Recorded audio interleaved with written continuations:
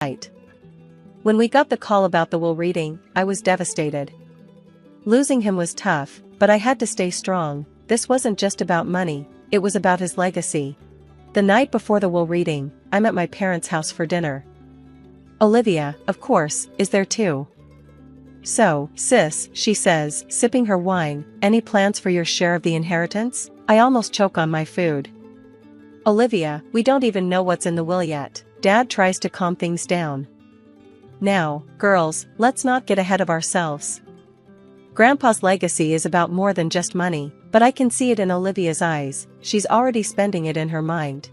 Later, while helping Mom with the dishes, she drops a bombshell. "Emma, your father and I have been thinking, maybe it's time you settle down and start a family. Focusing so much on work isn't healthy." I can feel my blood pressure rising. "Mom, I'm happy with my life.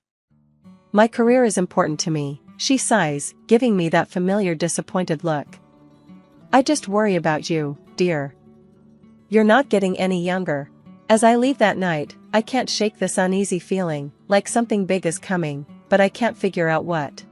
The next morning, we're all at the lawyer's office for the will reading. Olivia's practically bouncing in her seat while I try to stay calm.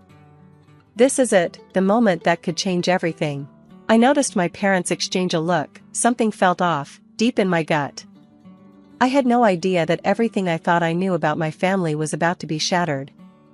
The bombshell that was about to drop would change my life completely. The lawyer's office was silent as Mr. Thompson, our family attorney, cleared his throat. My palms were sweaty, and I could feel Olivia fidgeting next to me.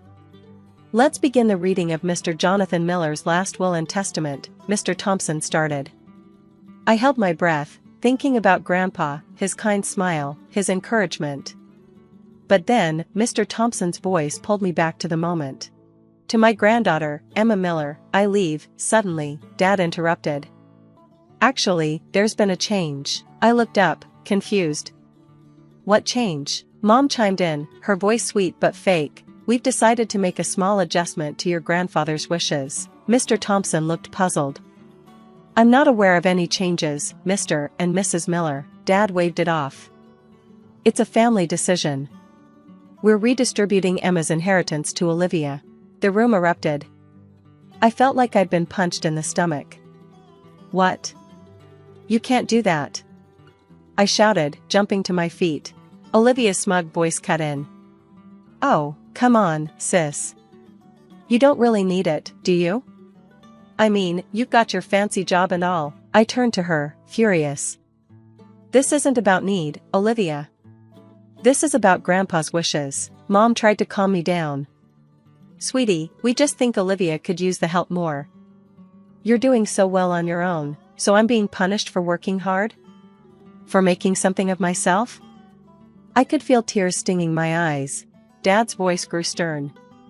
"Now, Emma, don't be dramatic. We're just trying to be fair." "Fair? How is this fair?" I was screaming now, hurt and angry. Mr. Thompson stepped in, saying, "I must advise that this is highly irregular and potentially illegal." But my parents weren't listening. They were too busy fussing over Olivia, who was already thinking about how to spend the money. "I'm thinking of a trip to Bali," she mused. "Or maybe I'll buy that cute little sports car." I couldn't take it anymore. I grabbed my bag and stormed out, ignoring my parents' calls. Outside, everything felt like it was spinning.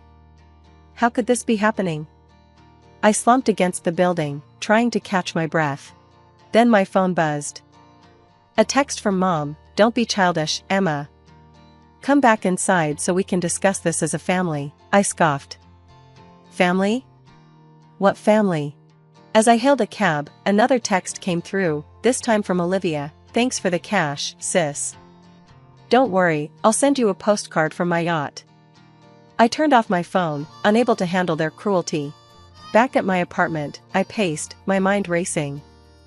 This couldn't be legal, changing a will like that? I tried to make sense of it all. The favoritism, the constant criticism of my choices, the way Olivia was always praised for doing nothing. It had always been there, hadn't it? I just didn't want to see it. As night fell, I sat in the dark, feeling more alone than ever. My whole life, I'd worked to make my family proud, and now I was being cast aside. The betrayal hurt deeply, but as I sat there, something else began to rise inside me, determination. This wasn't over, not by a long shot. They thought they could take what was rightfully mine, but they had no idea who they were dealing with.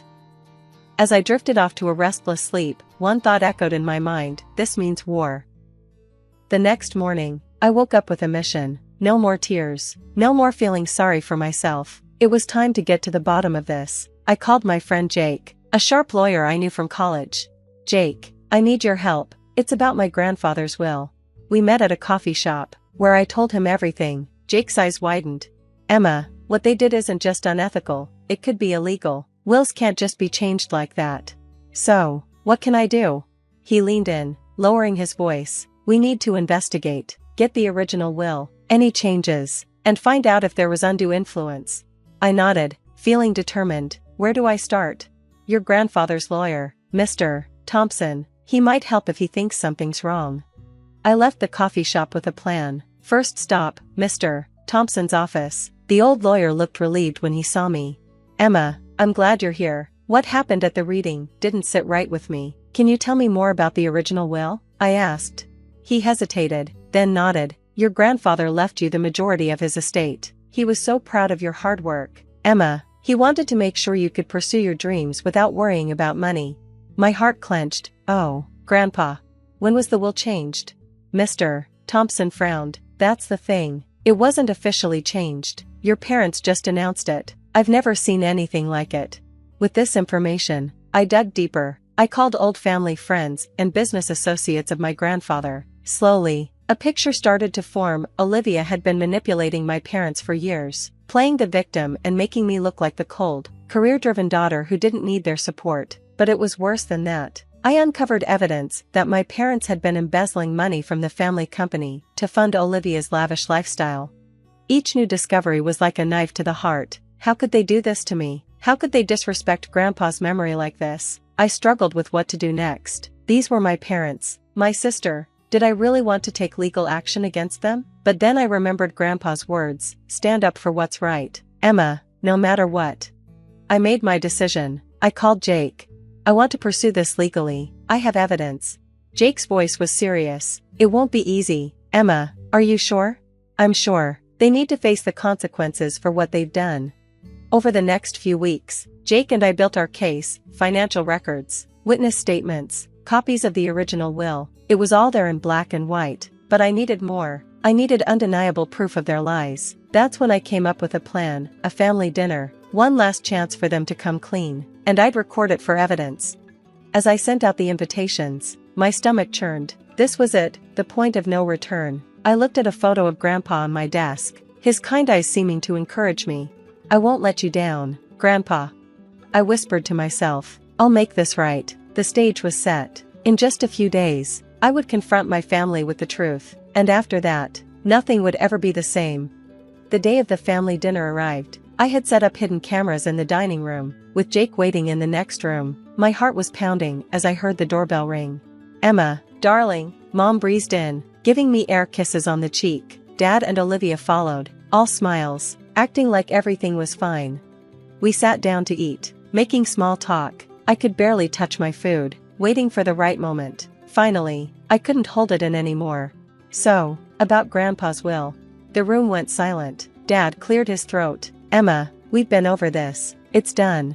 I took a deep breath. "No, it's not. I know what you did. All of it." Olivia scoffed. "What are you talking about?" I pulled out a folder. "I'm talking about how you manipulated Mom and Dad for years and how you've been embezzling from the family company." Mom's face went pale. "That's ridiculous. Emma, you're being paranoid."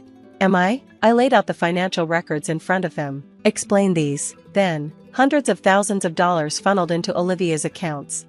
Dad stood up, his face turning red. "Now listen here, young lady," but I kept going. "And let's talk about the will. You had no legal right to change it. Grandpa wanted me to have that inheritance." Olivia's smug smile faded. "You were always his favorite. It's not fair." "Fair? You want to talk about fair? I worked hard while you partied through life, and they supported you every step of the way." Mom tried to calm things down. "Sweetie, We just wanted to help Olivia. You're so successful, we thought. You thought you'd punish me for being independent, for making something of myself. That's when Jake walked in. Mr. and Mrs. Miller. Olivia, I'm Jake, Emma's lawyer. We have enough evidence here for criminal charges. The room exploded into chaos. Dad was yelling, Mom was crying, and Olivia was trying to delete something on her phone. You can't do this, Dad shouted. We're family. I stood my ground. You stopped being my family the moment you betrayed me, and Grandpa. In the weeks that followed, everything unraveled. The evidence was undeniable. My parents faced charges for financial fraud and tampering with the will. Olivia was caught up in the embezzlement scheme. The legal battle was tough, but in the end, justice was served. The court reinstated Grandpa's original will, and I got back my rightful inheritance. My family's reputation was ruined, their social standing destroyed. As for me, I cut all ties. It was hard, but necessary. The last time I saw them was in court. As the verdict was read, the look of betrayal in their eyes almost made me laugh. They still didn't understand, did they? With the nightmare behind me, I focused on honoring Grandpa's memory. I used part of the inheritance to start a scholarship fund for aspiring architects from underprivileged backgrounds. The rest, I invested wisely, just as Grandpa would have wanted. 1 year after that fateful will reading, I stood in front of my latest project, a community center named after Grandpa. As I cut the ribbon, a sense of peace washed over me. I could almost hear Grandpa say, "You did good, kiddo." I had lost the family I was born into, but I had gained something far more valuable: self-respect, integrity, and the knowledge that I could stand on my own. As I walked into my new office, I looked at the photo of Grandpa on my desk. "We did it," I whispered. "We made things right." The betrayal had nearly broken me, but in the end, it made me stronger. I was Emma Miller, architect, philanthropist, survivor, and I was just getting started. And that's the end of Emma's journey. Now, here's a question for you. Do you think Emma was right to take legal action against her family? Or should she have tried to resolve the inheritance issue privately? At what point should family loyalty be set aside in favor of justice and personal integrity? Share your thoughts in the comments below. Your perspective could spark some interesting discussions. If this story of betrayal and redemption resonated with you, don't forget to hit the like button and subscribe for more complex family stories and ethical dilemmas. Your support helps bring these thought-provoking stories to life. Thanks for watching, and I'll see you in the next video. I woke up feeling incredibly refreshed today. It's because I'm finally going to see my daughter Nancy and granddaughter Emily after so long. I've got the housewarming gift and treats for Emily all ready to go.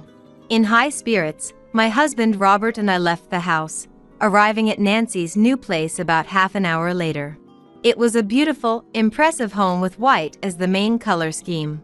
My heart swelled with anticipation at seeing everyone, but Nancy and the others only greeted Robert, not saying a word to me or even making eye contact. Robert handed the housewarming gift to Nancy, gave the treats I prepared to Emily, and walked over to the dining table chatting with them. Then, the three adults besides me sat around the table and started talking cheerfully amongst themselves. I spent some time absent-mindedly watching the three of them. They could clearly see me, so why weren't they trying to talk to me? In that awkward atmosphere, I suddenly sensed a presence in the hallway. Glancing over, I saw Emily beckoning to me from the shadows. Oh, I wasn't forgotten after all, I thought, feeling relieved and happy as I hurried over to her. Emily, you've gotten so big. What is it? Grandma. Emily hesitated, seeming to have trouble getting the words out. After a short pause, she opened her mouth to speak. What? You mean? If my hunch was right. Feeling like I'd had a bucket of cold water dumped on me, I left Emily there and impulsively ran outside. About 10 minutes must have passed since I dashed out of Nancy's house. As I calmed down, I noticed my cell phone was vibrating. I'm sorry. I heard something from Emily and ran out without thinking. Actually, I need to talk to Nancy. The time had finally come to have that conversation. I'm Susan. Recently, something wonderful happened. The day after I turned 52, my colleagues at work threw me a little celebration. On my actual birthday, both Robert and I had the day off. I'd been hoping for something special, but the day passed like any other, leaving me a bit disappointed as I drifted off to sleep. Still feeling a little down, I went to work the next day and was greeted by my coworkers' celebration, filling me with joy for the first time in a while. "Look, my coworkers celebrated for me." "Wow. That's great." I blurted out to Robert when I got home, still giddy with excitement, but his response lacked any emotion. I couldn't help but wonder if the specialness of birthdays just fades away after decades together. He used to be a bit more caring. Robert and I met through a mutual acquaintance 30 years ago. I was drawn to his understated kindness and friendly demeanor, and we started dating. As time passed, we got married and had a daughter, reaching the pinnacle of happiness. Up until the beginning of our marriage, he remained as kind as when we were dating. But one day, despite our daughter being born, he started coming home late or going out more often, saying it was for work-related socializing. What on earth was he doing, and where was he during these work outings? Unable to put up with his frequent absences any longer, I asked Robert about it. "You've been going out a lot lately. Where do you always go?" Robert quietly opened his mouth to reply, "The slot machines." I felt like sighing. It seemed he'd gotten hooked on gambling after starting to go with his coworkers. "I know it might be hard to stop going suddenly, so I wish you'd try to cut back little by little." Hoping I could still prevent him from getting too absorbed in gambling, I made the request with my last shred of optimism. "Yeah, I'll try my best." I decided to wait and trust that Robert would have a change of heart. A few days after that conversation, Nancy started attending preschool. One day, when I went to take the collection envelope to preschool, I found it was nearly empty. Did I forget to put the money in? I wondered, searching for it, but to no avail. "If you don't leave for preschool soon, you'll be late." Seeing that I still wasn't leaving even as departure time drew near, Robert called out to me. "Actually, I want to take Nancy to preschool, but the collection envelope I prepared is empty. Where could the money have gone?" At that, Robert started to look flustered. "Sorry, I was short on cash, so I used some of it yesterday." His sudden confession took me completely by surprise. "Why? What did you take money from the collection envelope for?" Questions raced through my mind. I was hit with an indescribable feeling, a mix of shock and confusion. For the time being, I put on a calm facade, got Nancy off to preschool, and decided to have a talk with Robert that evening. "You didn't have enough money because you spent it on slot machines? How much did you use?" "Ugh. I'm sorry." With an apologetic look, tears welling up in his eyes, he squeezed out the words. He'd been asked to cut back on his visits to the slot machines, but couldn't stop going. Worse still, the amount of money he was pouring in increased, to the point that he dipped into our living expenses. Robert continued explaining. As he went into more detail, an even more shocking truth came to light. Incredibly, Robert had taken out loans under my name. It was so unbelievable, I had to question if this was really happening. "I'll make sure to cut back on the slot machines. I won't cause you any more trouble, Susan, and I'll pay back the loans properly," Robert pleaded, tears glistening in his eyes. Could I trust this man's words? Is it even possible to quickly break free from a gambling addiction? With those thoughts swirling in my head, I decided to end the discussion since talking further wouldn't resolve anything right away. Usually, the three of us sleep together as a family, but I wanted to calm down, so we slept separately. Late at night, as I lay in the bed where Nancy was sleeping, some words flashed through my mind. "We might have to divorce," I muttered softly, closing my eyelids. Casually glancing to the side, I saw Nancy's face, looking content in her slumber. If we got divorced, would that mean tearing her dad away from her? To Nancy, he's a kind dad who plays with her a lot. And Nancy is very attached to Robert, too. All right, I'll try believing in him. Thinking that hastily divorcing would be hard on Nancy, I decided to have faith that Robert would change his ways. But it wasn't that simple. Robert dipped into our living expenses time and time again. Each time, we'd discuss it, but then he'd repeat the offense. My frustration with Robert's lack of improvement grew, and some days, I didn't even want to talk to him or see his face.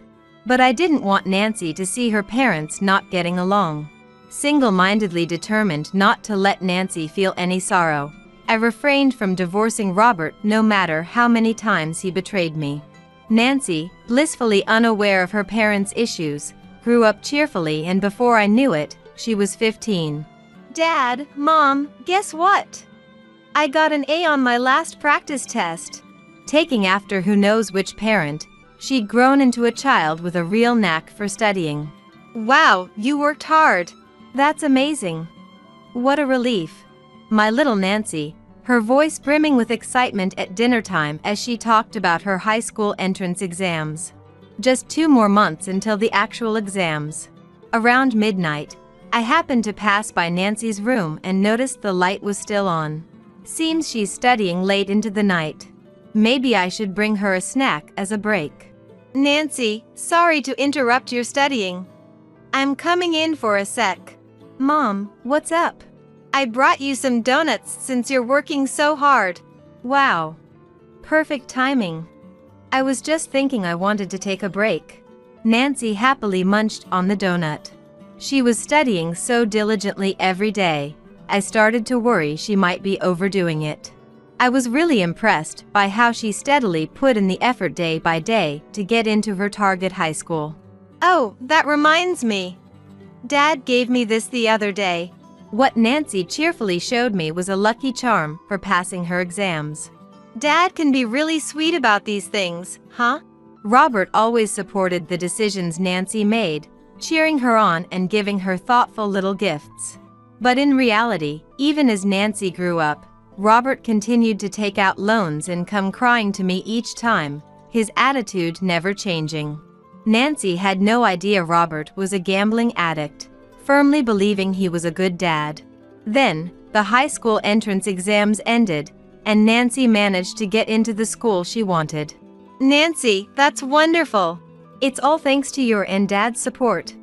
Maybe Dad's lucky charm did the trick. Thank you both. Even if the image Robert showed to Nancy was a false one, as long as she was happy, that was enough. Seeing Nancy's blissful face, I felt I'd made the right choice in not divorcing him after all. And so, Nancy enjoyed her high school days before leaving our hometown to attend a university in Boston. Are you really going to Boston? I'd always thought she'd stay close by, so it was incredibly hard to be separated from her. But I didn't want to limit Nancy's options in life because of my own selfish feelings. I wanted Nancy to freely walk down the path she'd chosen for herself. With those mixed feelings swirling inside me, I accepted her decision to go to Boston. Mom, don't worry, I'll come back to visit sometimes. Perhaps sensing my loneliness, Nancy reassured me with those words. And then, the day of Nancy's departure finally arrived. Robert and I saw Nancy off at the airport together. Dad, Mom, you two keep living happily together, okay? With those bright parting words, she headed towards the gate, occasionally glancing back to wave at us. After Nancy left, I silently made my way home, immersed in my loneliness. A life with just the two of us, huh? Robert would probably dive right back into gambling without learning his lesson. I let out a small sigh at the thought. My prediction was spot on. When Nancy was still living with us, he'd go for short stints to avoid arousing her suspicion, but now I was the only one at home. As if to relax, Robert spent all his time at the slot machines, whether it was after work or on his days off. I thought things would be okay as long as we could secure the bare minimum living expenses, so I didn't say anything to Robert and simply went about my days.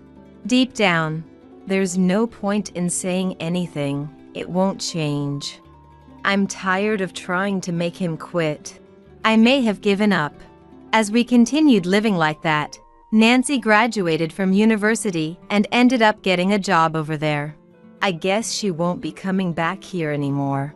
I'd held out a little hope that she might return to our hometown after graduating, but my wish wasn't so easily granted.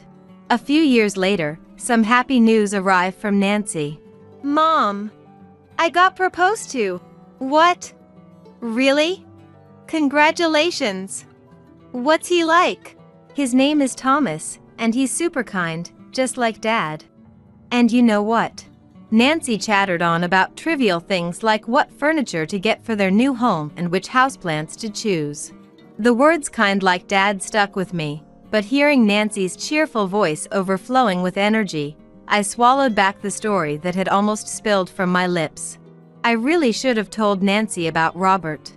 But if she found out that the dad she'd always thought was kind was actually a gambling addict drowning in debt, it would surely break her heart. It was enough for me to bear the sorrow and pain alone. Telling myself that, I let the chance to confess slip away. A year later, even more joyous news came flying in. Nancy had given birth to a child. Watching the video, I saw an adorable baby, so tiny it seemed like it might break at the slightest touch, yet crying out with a powerful voice. Our very first grandchild. I wanted to go see the baby right away, but it wasn't a distance I could easily visit. The child was named Emily, and since I couldn't go meet her, Nancy would send me photos and occasionally video call me instead. Each time I heard from Nancy, I could sense Emily growing up healthily and steadily into a cute little girl. When Robert was home during video calls with Emily, I'd call him over to join the conversation, and when photos of Emily arrived, we'd look at them together. My frustration with Robert hadn't been resolved, and after it became just the two of us living together, we could only manage the bare minimum of conversation, but when talking about Emily, we were able to chat naturally like a normal couple. Emily's existence was my salvation. However, little by little, the frequency of Nancy's contact decreased. She must have returned to work and was struggling to balance that with childcare. I reminisced about the past, thinking, I had a period like that too. Back then, no matter what I was doing, I was so busy and it was tough. When she is going through turbulent times with work and parenting, getting contacted more than necessary must be unsettling. I held back on reaching out to Nancy myself, hoping she'd contact me once her life settled down and she had more breathing room. Then, around the time Emily turned 5, Robert, who had unusually come home in time for dinner, said this. Nancy's family is moving to the next town over, apparently. Seems like Thomas got transferred or something. Really? They contacted you? Yeah, I was busy so I only heard the brief version though. Something that important, they could have contacted me directly. Feeling a little miffed in my heart that they hadn't reached out to me, I was still overjoyed that Nancy would be moving nearby. I'll try giving Nancy a quick call next time I have a day off. I can't wait for my next break. With those thoughts swirling in my head, I was somehow able to sleep soundly that night. Then, when my day off came, I opened up my cell phone to contact Nancy. About to make the call, a casual thought popped into my mind. I don't know what she's up to right now, so I'll just try messaging her for the time being. Nancy, how are you doing? Are Thomas and Emily doing well too? I heard from Dad that you're moving to the next town over, is that true? Fill me in on the details next time you have a chance. After sending the message, I was restless wondering when I'd get a reply, but even after noon passed, there was still no response. That night, I finally got a response from Nancy. Sorry, I've been busy. Our house in the next town will be finished at the end of May. We plan to move in June. I see. Let me know once you've settled on a moving date. Nancy's curt message conveyed just how busy she was. I wanted to keep in touch more, but I ended our message exchange so as not to bother her. A few months later, the day arrived for Nancy and her family to move. I was looking forward to seeing Nancy and Emily for the first time in a while. I woke up feeling unusually refreshed, and found myself humming while getting ready. I've got the housewarming gift, and the treats for Emily too. All set. Are you ready to go? Yeah, I'm good. Let's head out. Robert and I set off together for Nancy's housewarming party. After a few dozen minutes, we arrived at Nancy's new home. It was a gorgeous, impressive house with white as the predominant color. My heart swelled with anticipation, wondering how much Emily had grown as I entered the house. "Hey there, Thomas. What a marvelous home you've built." "Robert, long time no see. Please, come on in." "Dad, welcome. Come in, come in. Yay! You're finally here." The moment they spotted Robert, the three of them rushed over to usher him inside. As Robert forged ahead, I quietly followed behind. Still, it seemed like all three of them only greeted Robert, without saying a word to me or even making eye contact. Deciding I must be imagining things, I took a seat on the living room sofa. "Here's the housewarming gift. And some sweets for Emily." "Wow, thanks for going out of your way, Dad. Did you pick these out?" "No, Susan chose them." "I see. Oh, Dad. You like this wine, right? Thomas likes it too, he says." With that, they headed over to the dining table, where the three adults excluding me sat around chatting cheerfully. I spent some time absent-mindedly watching the three of them. It wasn't my imagination that they weren't speaking to me or meeting my gaze. It's not like they couldn't see me, so why weren't Nancy and Thomas trying to talk to me? Could it be that I'd done something to cause this? Even Emily, who I'd video called with so much, wouldn't come near me. Maybe she'd forgotten my face since it had been a while since our last video call. I sat on the sofa, questions swirling in my mind about Nancy and Thomas's behavior. In that uncomfortable atmosphere, I absent-mindedly sensed a presence in the hallway. Glancing over, I saw Emily beckoning to me from the shadows. Emily was going to talk to me. Feeling relieved and happy that she hadn't forgotten me, I hurried over to her with quick steps. "Emily, you've gotten so big. What's up? Do you have something to tell Grandma?" Grandma." Emily hesitated, seeming to have trouble getting the words out. The next moment, the words that spilled from Emily's mouth were beyond anything I could have imagined. I want you to stop taking money from Mommy and Daddy." Shocked, I asked her to repeat herself. "What? I'm taking money from your parents?" I was completely baffled by this sudden accusation that I had no recollection of. When had I ever taken money from Nancy and her family? And why would Emily, at just 5 years old, be telling me this? "I'm sorry, Grandma doesn't really understand this talk about money. Did your parents say something?" I gently asked, trying to get some information on why Emily had brought this up. "I overheard Mommy and Daddy talking. They said because Grandma takes money, Mommy and Daddy are in a lot of trouble. They said they can't give you money anymore. Don't cause trouble for Mommy and Daddy." Emily pleaded with me, her eyes welling up with sadness. Seeing Emily's sorrowful face, I instinctively patted her head. As I stroked Emily's hair, I came to my senses. Could it be? I had an unsettling premonition. For the past year or two, Robert had stopped mentioning money to me. I hadn't paid it much mind, assuming his gambling luck had simply been good lately. If my hunch was right. Feeling like I'd had a bucket of cold water dumped on me, I left Emily there and impulsively ran outside. After running for a bit until I was out of breath, I sent Robert a message. Then I hurriedly headed to a nearby spot. About 10 minutes must have passed since I dashed out of Nancy's house. As I calmed down, I noticed my cell phone was vibrating. However, before I could pick it up, the vibration stopped. Looking at the screen, I saw several missed calls from Nancy. For the time being, I called Nancy back to apologize for leaving her house without a word. "I'm sorry for suddenly disappearing without saying goodbye." "That's okay, but after I noticed you were gone, Dad abruptly left too. What's going on with you two?" Nancy sounded perplexed. "I'm sorry. I heard something from Emily and ran out without thinking.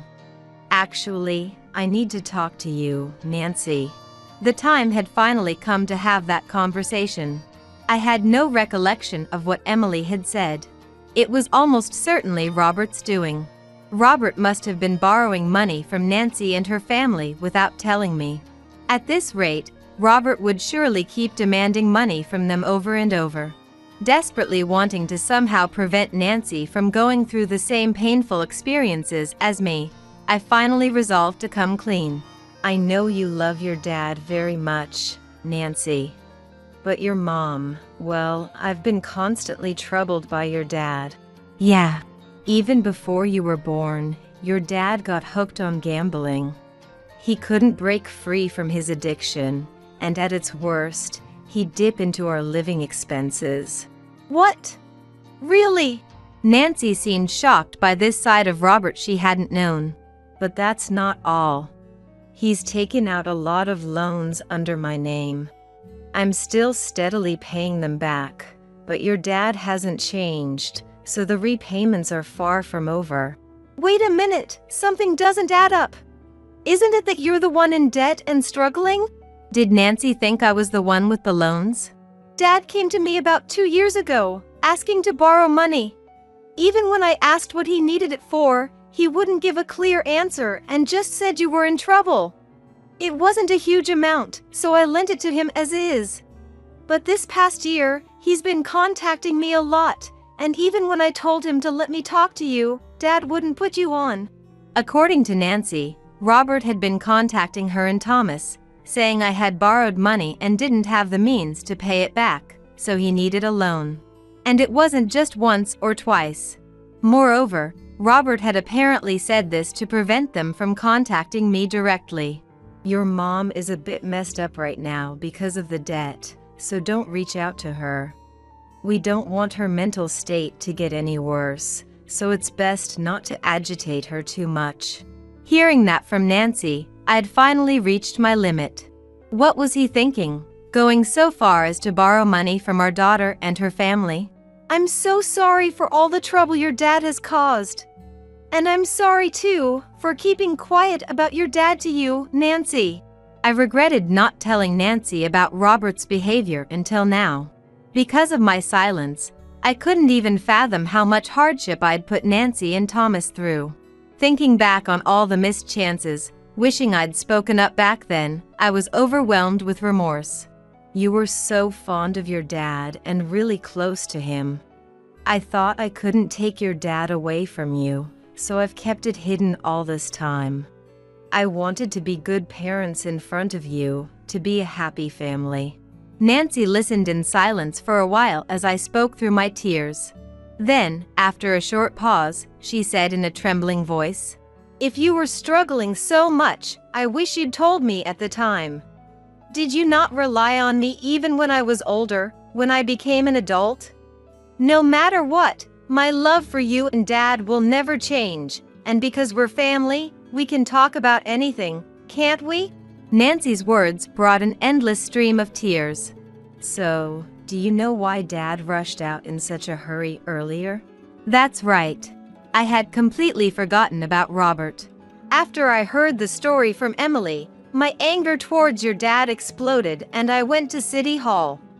I got the divorce application forms. I can't take it anymore, so I'm divorcing him. That's what I messaged him. Then, he must have seen the message on his phone and panicked. Dad was in such a rush, he left the front door wide open when he took off. Thanks to that, he didn't even get to drink his favorite booze. Well, it's his own fault though, Nancy said with a laugh. Nancy, I'm divorcing your dad. Yeah, thank you for hanging in there all this time. And I'm sorry too, for believing what Dad said and treating you so coldly. Can you forgive me? Of course. It was quite a shock to be ignored like that. I'm glad we're talking again. And so, Nancy and I reconciled and were able to talk like we used to. It seems Nancy told Thomas about all this too. Later on, I got an apologetic call from Thomas as well. Susan, I'm so sorry for my rude behavior the other day. Nancy told me everything. No, don't worry about it. If anything, I should be apologizing for all the trouble Robert has caused you. I'll make sure he pays you back properly. By the way, I have a friend who's well-versed in divorce cases. Would it be alright if I introduced you? I was able to make amends with Thomas too, and he even offered to help with the divorce preparations. Since it would be difficult for me to live under the same roof as Robert until the divorce was finalized, I decided to rent an apartment and live alone to avoid seeing him. The preparations for the divorce proceeded smoothly on my end, until all that was left was to file for the divorce trial. The person Thomas introduced me to was extremely competent, advising me to properly claim compensation in the divorce settlement, including reparations for everything up until now. Without hesitation, I went through the procedures to request compensation in the divorce trial.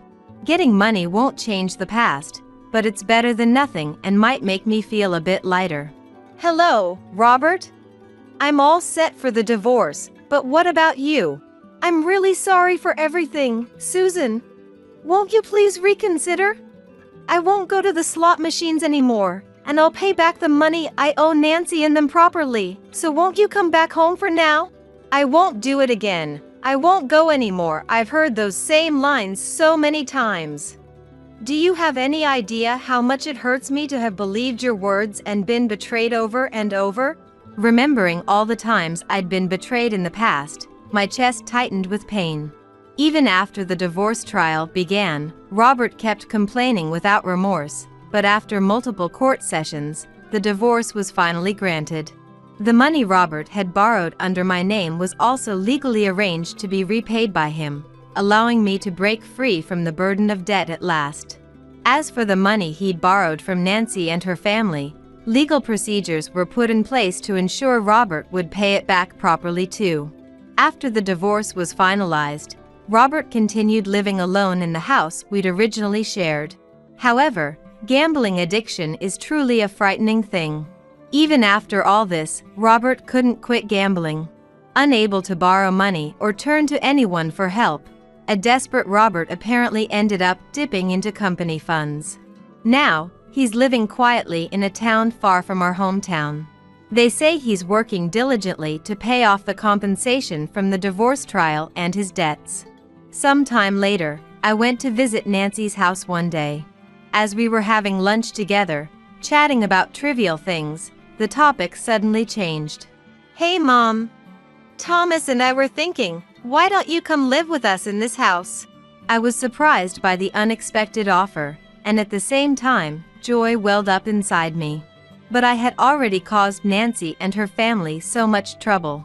And yet, I couldn't possibly impose on them any further. I'm very happy, but I'll just accept your feelings. The moment I replied, Emily's energetic voice rang out. We get to live with Grandma? Yay! Grandma, you'll be with me forever. I'm so happy. Seeing Emily's delighted expression and how overjoyed she was, I started to feel guilty about refusing. Is it really okay for me to depend on you all like this? Of course. Emily's thrilled, and Thomas and I are happy too. Plus, it'd be reassuring to have you live with us. And so, it was decided that I would live together with Nancy and her family. Since Nancy and Thomas both wanted to focus on their careers, I spent my days doing housework and looking after Emily to support them. Thanks to that, every day felt truly fulfilling. Even while enjoying such happy days, I sometimes find myself thinking, if I had trusted Nancy, who was still a student at the time, and told her about Robert during my most painful period, I wonder what the outcome would have been. If I had confessed everything when Nancy got married, would a different future have awaited us? Still, by finding the courage at the very end, I'm able to spend incomparably happier days than ever before. Grandma, I'm home. Listen. Today, my teacher. As I watched Emily cheerfully sharing about her day with a radiant smile, I wished for this happiness to continue forever. You must be Kevin? I hadn't seen my grandson Kevin since he was in elementary school, but I was certain it was him. He should be a freshman in high school this year, so the age fits. However, I didn't recognize the child he was carrying on his back. Hi, Grandma, it's been a while. Tears distorted my vision. I didn't know what to say, moved by the painful sight and the joy of reunion. Grown up now, he was, unlike me, never one to wear his emotions on his sleeve. "Please, can you let us stay for the night?" I didn't know what had happened, but there must be a reason they were out in this snowy weather, thinly dressed and at this place. The effort it took to come this distance in the snow, carrying a child, must have been immense. The child on his back was shivering. Their limbs were red and black from the cold, lips turning a shade of blue-purple. Kevin's legs were shaking, barely able to hold the child on his back any longer. I was about to nod, as if to say of course. "Don't be ridiculous. I won't take care of that kid." My husband, Brian, who was supposed to be watching TV in the back of the house, came stomping to the entrance. He must have heard our conversation. Even I flinched at his presence, so a high schooler like him must be terrified. However, "I see," he said with a smile. A hollow smile that twisted just his lips. It was as if he had expected this all along. "My name is Abigail. I live a leisurely life in the countryside, a bit away from the city center. Now in my late 60s, Brian has retired, and we live on our pensions." Brian has always been incredibly stubborn and difficult. When he was working, he often clashed with others and seemed to be in constant trouble. But those who knew him well understood that Brian was just clumsy. He hated dishonesty and was hard to sway once he made up his mind. And he was terribly bad at expressing his feelings. Back then, I knew that Brian was more stubborn and clumsy than others, so I sometimes stepped in to help. I wasn't as capable at work as he was, but I was better at socializing. In a sense, we were opposites, but we naturally got along. We supported each other, eventually started dating, and got married. After getting married, we were blessed with our son, Matthew, right away. Brian, stubborn as he was, seemed to pour his kind of love into him. Thanks to that, Matthew grew up well, got married, and was blessed with Kevin. It seemed like our happiness would continue forever, but it didn't turn out that way. We've grown distant from Matthew for several years now. A huge fight between Brian and Matthew was the start of the rift. Even I, who usually stayed neutral, ended up taking Brian's side, so much so that I haven't seen him for years. And because of that, I haven't seen Kevin in a long time as well. It's been lonely not seeing my dear grandson, but it seems there's nothing I can do. It all started with Matthew's marriage. Matthew married a woman he had been dating since his student days, Isabella. Isabella lived nearby, and our families got along well, so Brian and I wholeheartedly celebrated their marriage. I remember when Kevin was born, Brian lifted him up with a beaming face, as if he was a different person. It was around the time Kevin entered elementary school that Isabella started coming to me with concerns. "Matthew comes home late, and there are too many overtimes and weekend shifts. I tell him not to push himself too hard." I was touched by Isabella's genuine concern for him. Having a small child, his overtimes and weekend work must have been a significant stress. Brian was also a workaholic and had a tough time, so I could understand her feelings all too well. I also reached out to Matthew a few times, equally worried. Working too hard could break him. And if the company was that bad, it might be worth reporting to the appropriate authorities. That's what I advised. Before I could finish, Matthew let out an exaggerated sigh. "It's different from Dad and Mom's time. Don't butt in. I'm doing what I want to do," and yelled. From his tone, I realized the company wasn't forcing the overtime or weekend work on him. What had suddenly happened? As a child, he used to complain about his dad always being busy with work. He wasn't particularly devoted to his job. It seemed like he viewed it merely as a means to earn money and live. Isabella must have been well aware of this, which is probably why she confided in me. My worry turned into suspicion from that day on. Sure enough, my sense of unease grew over time. Not long after, I received shocking news. "What? Isabella has passed away!" Tears filled the call from Isabella's parents. She had been hit by a truck while walking along a national highway. She was walking in a place without sidewalks at night, and the truck driver apparently didn't see her. Isabella was a serious and calm person, someone who wouldn't recklessly cross a national highway. At least, the her I knew wasn't that kind of person. Later, I heard that she had been acting distracted before the accident. Her parents occasionally received frantic calls from her. The content of those calls made my blood run cold. She said Matthew was having an affair. She knew the other woman was Madison, a clerk at his workplace. Why she was in a dangerous place where the accident occurred remains unclear. However, Isabella's parents believe that the shock of Matthew's affair led her to a nervous breakdown. I remained in shock for a while after the call ended. After receiving a message from Brian that he was on his way to the hospital, I finally snapped back to reality. By the time I arrived, Brian, who had left work early, was already at the hospital. Only Isabella's parents and Kevin, being held by them, were there. Apparently, the news of the accident was first sent to Matthew, but there was no response. Then it reached her parents, and finally, he was contacted at the very end. Despite his company being much closer to the hospital than our house, he was the last to arrive. And he didn't seem to be in any rush or showing signs of panic. "What the hell are you doing?" Brian, having heard about Matthew's demeanor and his affair, furiously confronted him. I had never seen Brian so angry. Yet, Matthew was defiant. "I did have an affair. But what happened to her was an accident, right? It's not my fault. The affair was her fault, not mine." He blamed the root cause on Isabella not paying attention to him after Kevin was born. Once a child is born, parenting becomes the priority. However, for Matthew, who had always been the center of attention in the family, it was unacceptable that someone else was prioritized, even if it was his own son.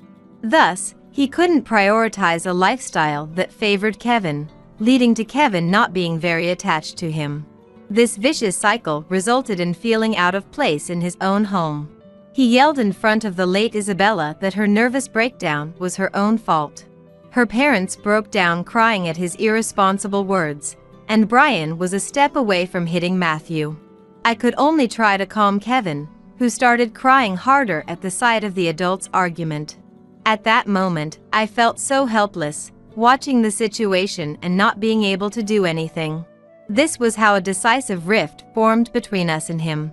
Kevin pleaded for Isabella's parents or us to take him in, but Matthew refused.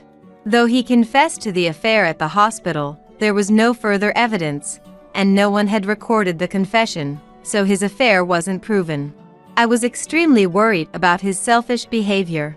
So, hoping it might help, I gave Kevin a map and contact information to our house. It was a bit of a walk from their house to ours, but it was better than nothing. If nothing else, that would be fine. And so, we parted ways. Later, I heard rumors that he had remarried to that Madison. I heard she is about 10 years younger than Matthew. There were rumors they were dating even though she knew he was married at the time. I was worried about Kevin. I had visited Matthew's house alone a few times, but it was always dark, and no one answered the doorbell.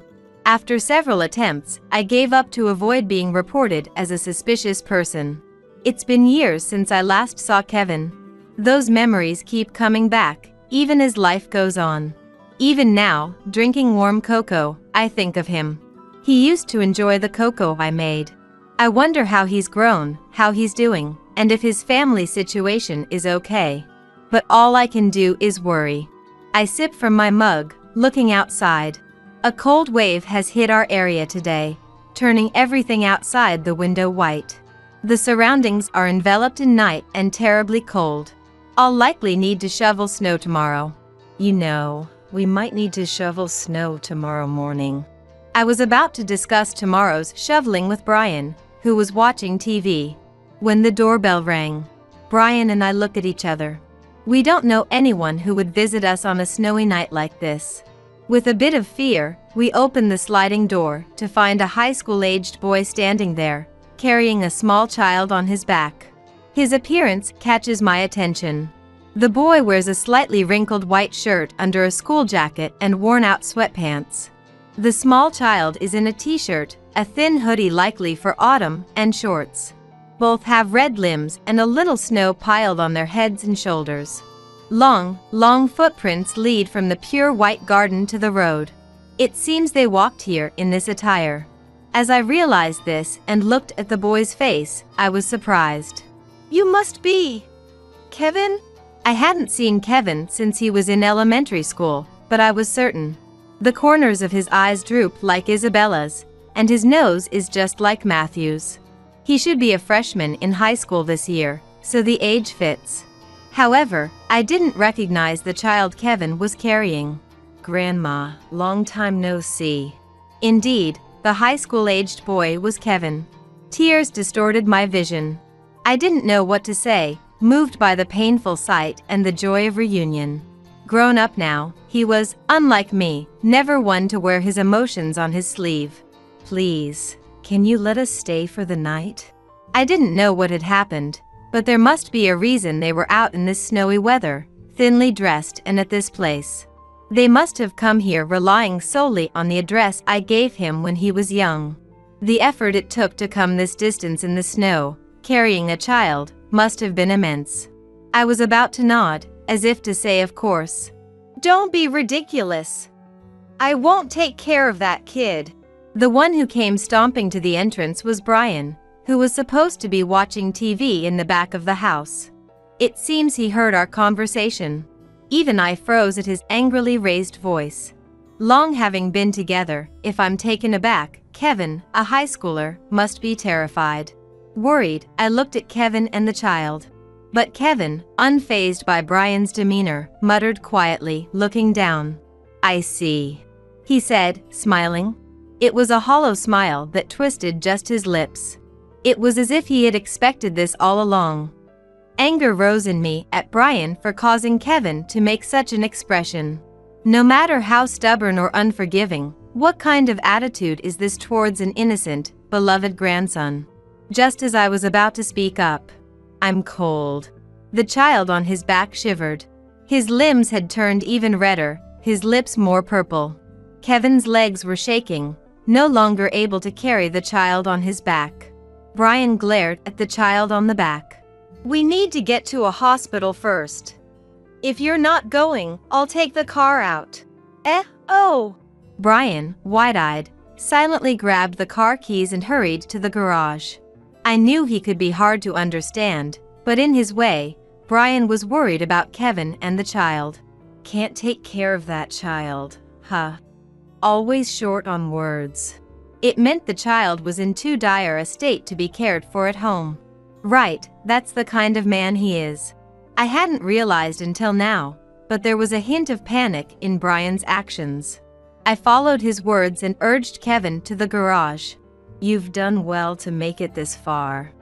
We're going to the hospital, so you can relax now. Let me carry the child. Oh, no, it's okay. Kevin's face showed surprise, then confusion, as if trying to make sense of the situation.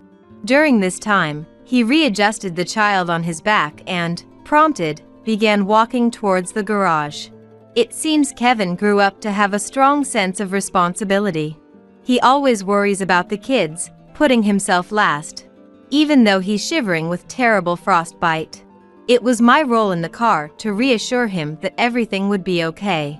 Afterwards, we managed to find a hospital open at night, and Kevin and the little one were able to see a doctor right away. When asking the doctor about their condition, they were diagnosed with frostbite and malnutrition. Fortunately, because we got them to the hospital immediately, there was no danger to their lives. I felt relieved. While he was being treated in the warm hospital, Brian was not his usual self. He was visibly worried, asking the doctor detailed questions about their condition and holding their hands to ease their anxiety. I wondered where his usual grumpy face had gone as I glanced at him, waiting for him to recover. Hours later, after receiving 4 fluids, Kevin were able to join us on our way home before dawn. In the car back, I asked him one question. It was about the little one he had been carrying. He had filled out the hospital paperwork, writing the child's name as Robert, aged 5. As expected, his response was as I thought. Robert was his half-brother with a different mother. In other words, another grandson for Brian and me. Cautiously, I asked about how they had been living at home up to now. Their attire, light despite it being winter, said it all, but I had to ask. Sure enough, Kevin revealed that he had been treated coldly by his stepmother, Madison, because he was from his father's previous marriage. He was always verbally abused and discriminated against in daily life, including meals. He couldn't even get new clothes. The school uniform he wore was the warmest clothing he had. Matthew, who should have been his real father, showed no interest in him. He essentially ignored whatever Madison did to him. Robert, the child of Matthew and Madison, was cherished as a baby by both. But as they gradually stopped caring, it became a nuisance, They started to push Robert's care onto him. They always put themselves first, unable to prioritize their children. Luckily, he adored his much younger brother Robert. He had been taking care of him since he was in middle school. Just thinking about how Kevin had his own needs during adolescence, yet had to care for Robert, was heart-wrenching. Despite his inexperience, Kevin's dedication was evident in how close Robert felt to him. Robert, not used to being in a car driven by someone unfamiliar, was tense and didn't speak a word. He clung to Kevin, not wanting to be away from him, a clear testament to their bond. Finally, I asked why they had come to our home in the dead of winter, a journey difficult to make on foot. He was initially reluctant to speak. Yet, sensing my concern, he gradually opened up about their situation. Unbelievably, Madison and Matthew had left the children behind to go on a trip far away. They left hardly any food or money at home, so their supplies quickly ran out. Being winter break probably added to their desperation. Without food, Kevin and the young Robert would starve. With no school open and not wanting to impose on friends, Kevin felt he had no one to turn to. So, with a sense of desperation, he decided to make the journey to our home, tears in his eyes as he spoke. Why didn't you contact us before? Brian yelled at him with a stern voice while driving. The guilt of not reaching out to Kevin sooner and allowing Matthew's tyranny, plus the helplessness of not having been turned to for help before, was palpable to me. Understanding Brian takes time and effort. You really shouldn't say it like that. We're so happy that Kevin and Robert turned to us in the end. To Kevin and Robert, who had little interaction with him, Brian might just seem like a scary grandfather. Worried they might be frightened, I spoke up, but their faces showed no fear. Perhaps my deep concern for Kevin and Robert in the hospital had reached them. I've wanted to contact you many times before, but I was worried about what Mom had told me, and I couldn't find the courage to reach out. He awkwardly began to explain why he hadn't relied on us until now. After Matthew remarried, Madison yelled at him repeatedly. You're not loved by your grandparents. Kids like you are a nuisance everywhere, so don't even think about relying on them. At first, I thought it was a lie. The grandparents I remembered were always kind. But after being told repeatedly, he started to believe it was true. I have memories of being loved as a child, and I couldn't believe that grandparents who had been so good to me would hate me. Now, I can think that way. Yet, until recently, he had whispered that he felt unloved for some reason. Madison must have manipulated him into not seeking help from me or Brian. So that's why you smiled when he yelled. Kevin nodded. When Brian yelled at the entrance, Kevin had smiled, feeling empty, as if Madison's words had been proven right. Hearing this, Brian seemed even more regretful, his eyebrows furrowed. But you both protected us. Kevin said he finally felt at ease and cried. Perhaps triggered by his older brother's tears, or maybe because his tension was relieved, Robert also started crying. Upon arriving at our home, they immediately went to the bed we had prepared. It's warm, Kevin.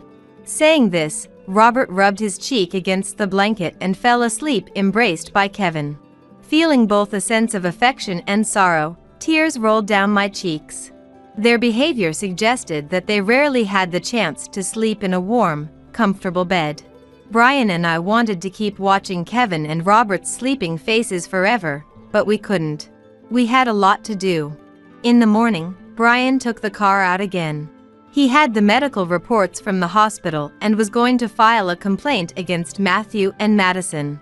We prepared while waiting for them to return. Weeks later, when they returned from their trip and arrived at their home, the police were waiting and arrested them.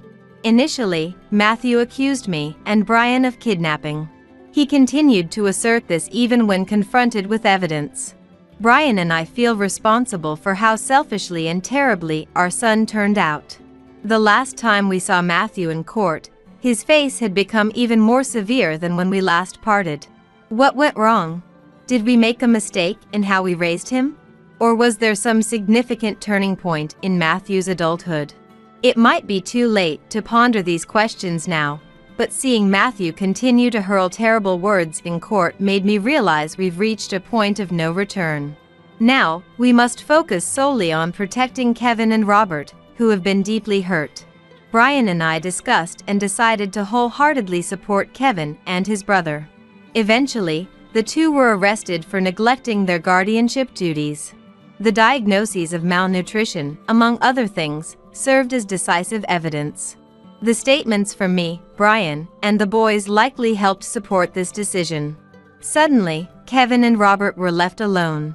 With their parents arrested and nowhere to go, they wanted to come to our house.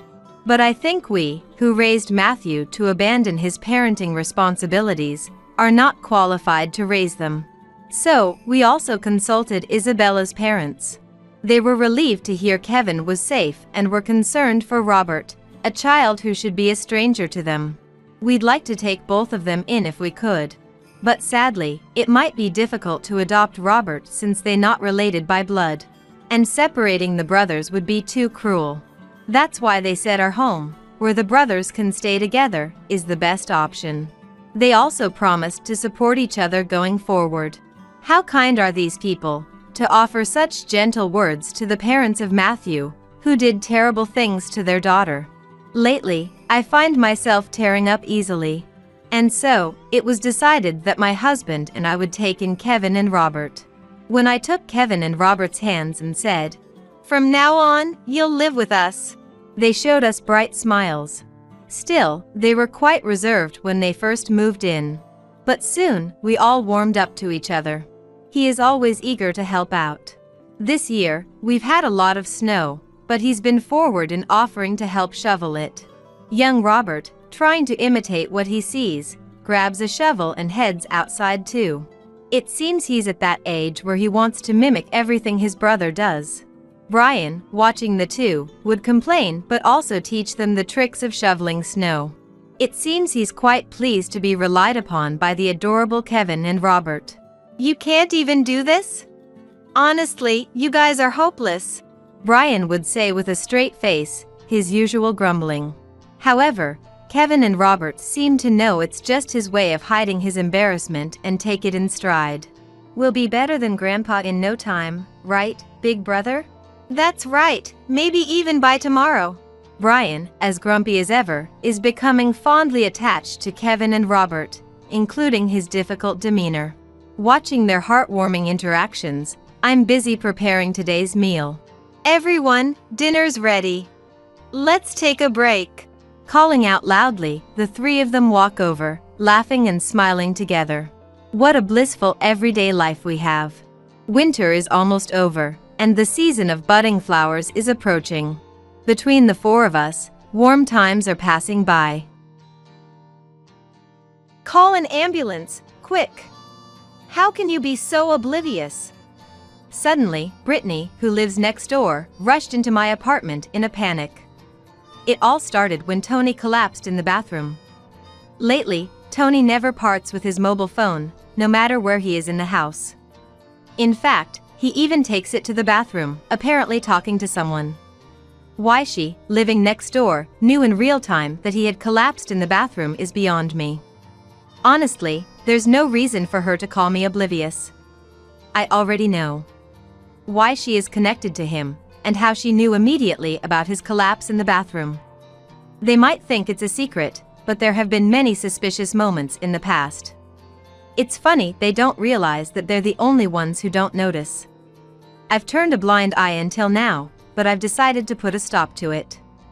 They've been having their way, thinking I've been silently watching.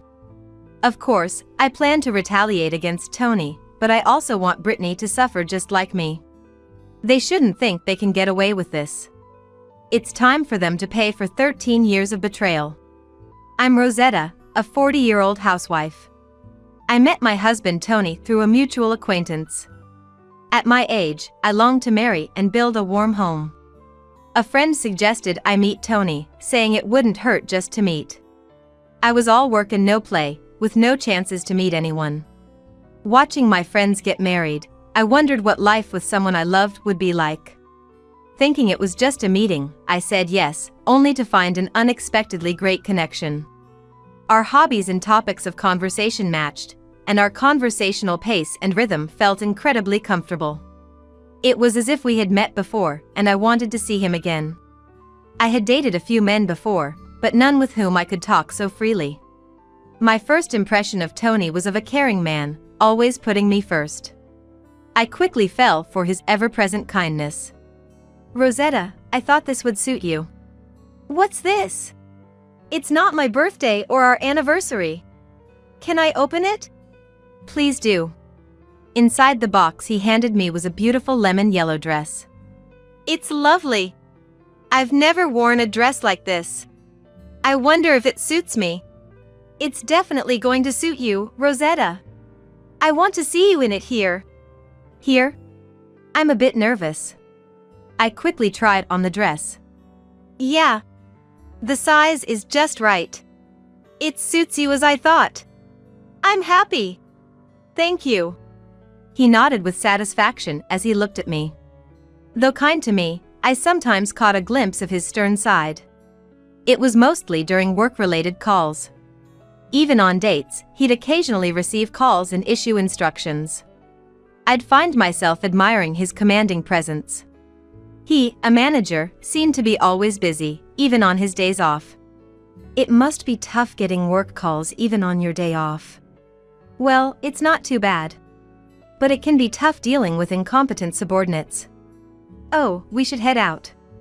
Our restaurant reservation is coming up. Laughing, we hand in hand, hurried to the restaurant we had reserved. I wanted to marry a wonderful woman like you. Will you marry me? If it's with you, I'd be happy to. Please take care of me from now on. I felt happy to be able to marry him. But this happiness, I soon realized, was fleeting. I intended to continue working as a nurse even after getting married. But things seemed to be heading in a bad direction. About the housework. I plan to continue working, even though we're married. Is it okay to ask you to help when I have night shifts? His expression then turned grim. You intend to continue working? Yes, is that a problem? It's a bit, not right for a woman to keep working after marriage. Nowadays, it's not uncommon for couples to be dual income. In reality, there are more households around me where both partners are working hard as dual income couples than those with just a housewife. Even after hearing my reasoning, he insisted I should quit working after marriage, so I asked him why. I thought there must be some reason from his perspective. Believing it's important for spouses to understand and compromise with each other, I decided to ask. Ever since college days, I've been coming back to a dark room and turning on the light alone. Tony, you've lived alone for a long time since college, right? The moment the room lights up and I realize I'm alone, I just hate that feeling. His expression seemed to darken for a moment. So that's how you felt. I lived with my family for a long time, but I guess living alone can make you feel that way. That's why I want you, Rosetta, to quit your full-time job. Of course, I'll work in your place. There's even talk of me becoming a director soon. Really? A promotion at this time? That's amazing. Then, scratching the tip of his nose awkwardly, he replied. Whenever he feels shy about something, he fiddles with his nose and breathes heavily. He looked at me as if expecting more praise, so he must have been really happy. He always prioritized career advancement, working hard to be recognized at work, so this honor must mean a lot to him. It's not a big deal for someone like me. But there are only a few among my peers who have become managers, so I guess my progress is relatively fast. Proudly saying this, I felt a hesitation beside him. Sensing my indecision, he leaned in and said, "You're not going to cling to your job when I, your husband, am asking you this humbly, right?" I was speechless at his expression, one I had never seen before. It was unbelievable, and instinctively, I felt I shouldn't meet his eyes anymore, a strange sensation. Being told this, I felt I had no choice but to quit. I wanted to continue a bit longer, but I decided to resign, considering it was my beloved husband's request. Life as a housewife, starting with our marriage, was harder than I expected.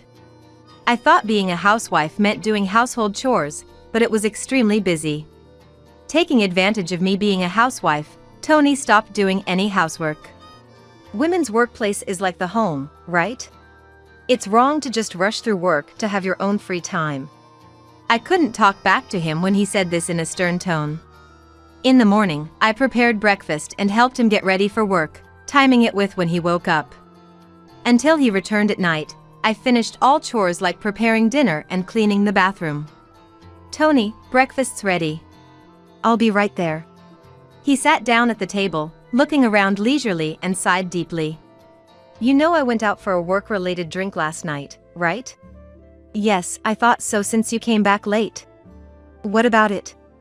"If I went out for drinks, shouldn't the breakfast be Eggs Benedict?" "I'm sorry, I didn't consider that." Then he, tapping his finger on the table, silently glared at me.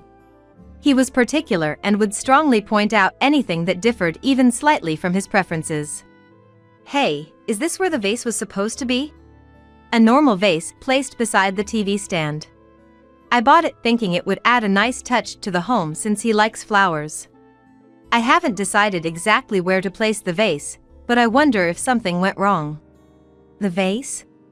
I moved it a bit since it was blocking the TV view." Tony clicked his tongue and glared at me. "With this angle, it blocks the view of the painting from my seat. A masterpiece obscured by flowers, what were you thinking? So selfish to prioritize watching TV." "I didn't mean to. I'm sorry." "Try to understand the feelings of a man who's dealing with such a selfish woman." He kept blaming me relentlessly. Hearing how inadequate I was, I started to strongly believe I was a terrible person. "Rosetta, you've always lived at home and only worked as a nurse, so you might not understand, but society isn't so kind, you know? Being limited to the medical world like that." When he said this, I started to feel anxious, wondering if my narrow perspective was causing him discomfort. "You say you're a doctor or nurse, but in the end, you only know a narrow world, don't you?" "Yes, I suppose." "I've been working at the same company for 30 years since graduating from college, so I'm good at sensing these things. I'll teach you, so be sure to pay attention." Honestly, I felt that continuing as a nurse would have been far better. His relentless sarcasm often lasts for 2 to 3 hours.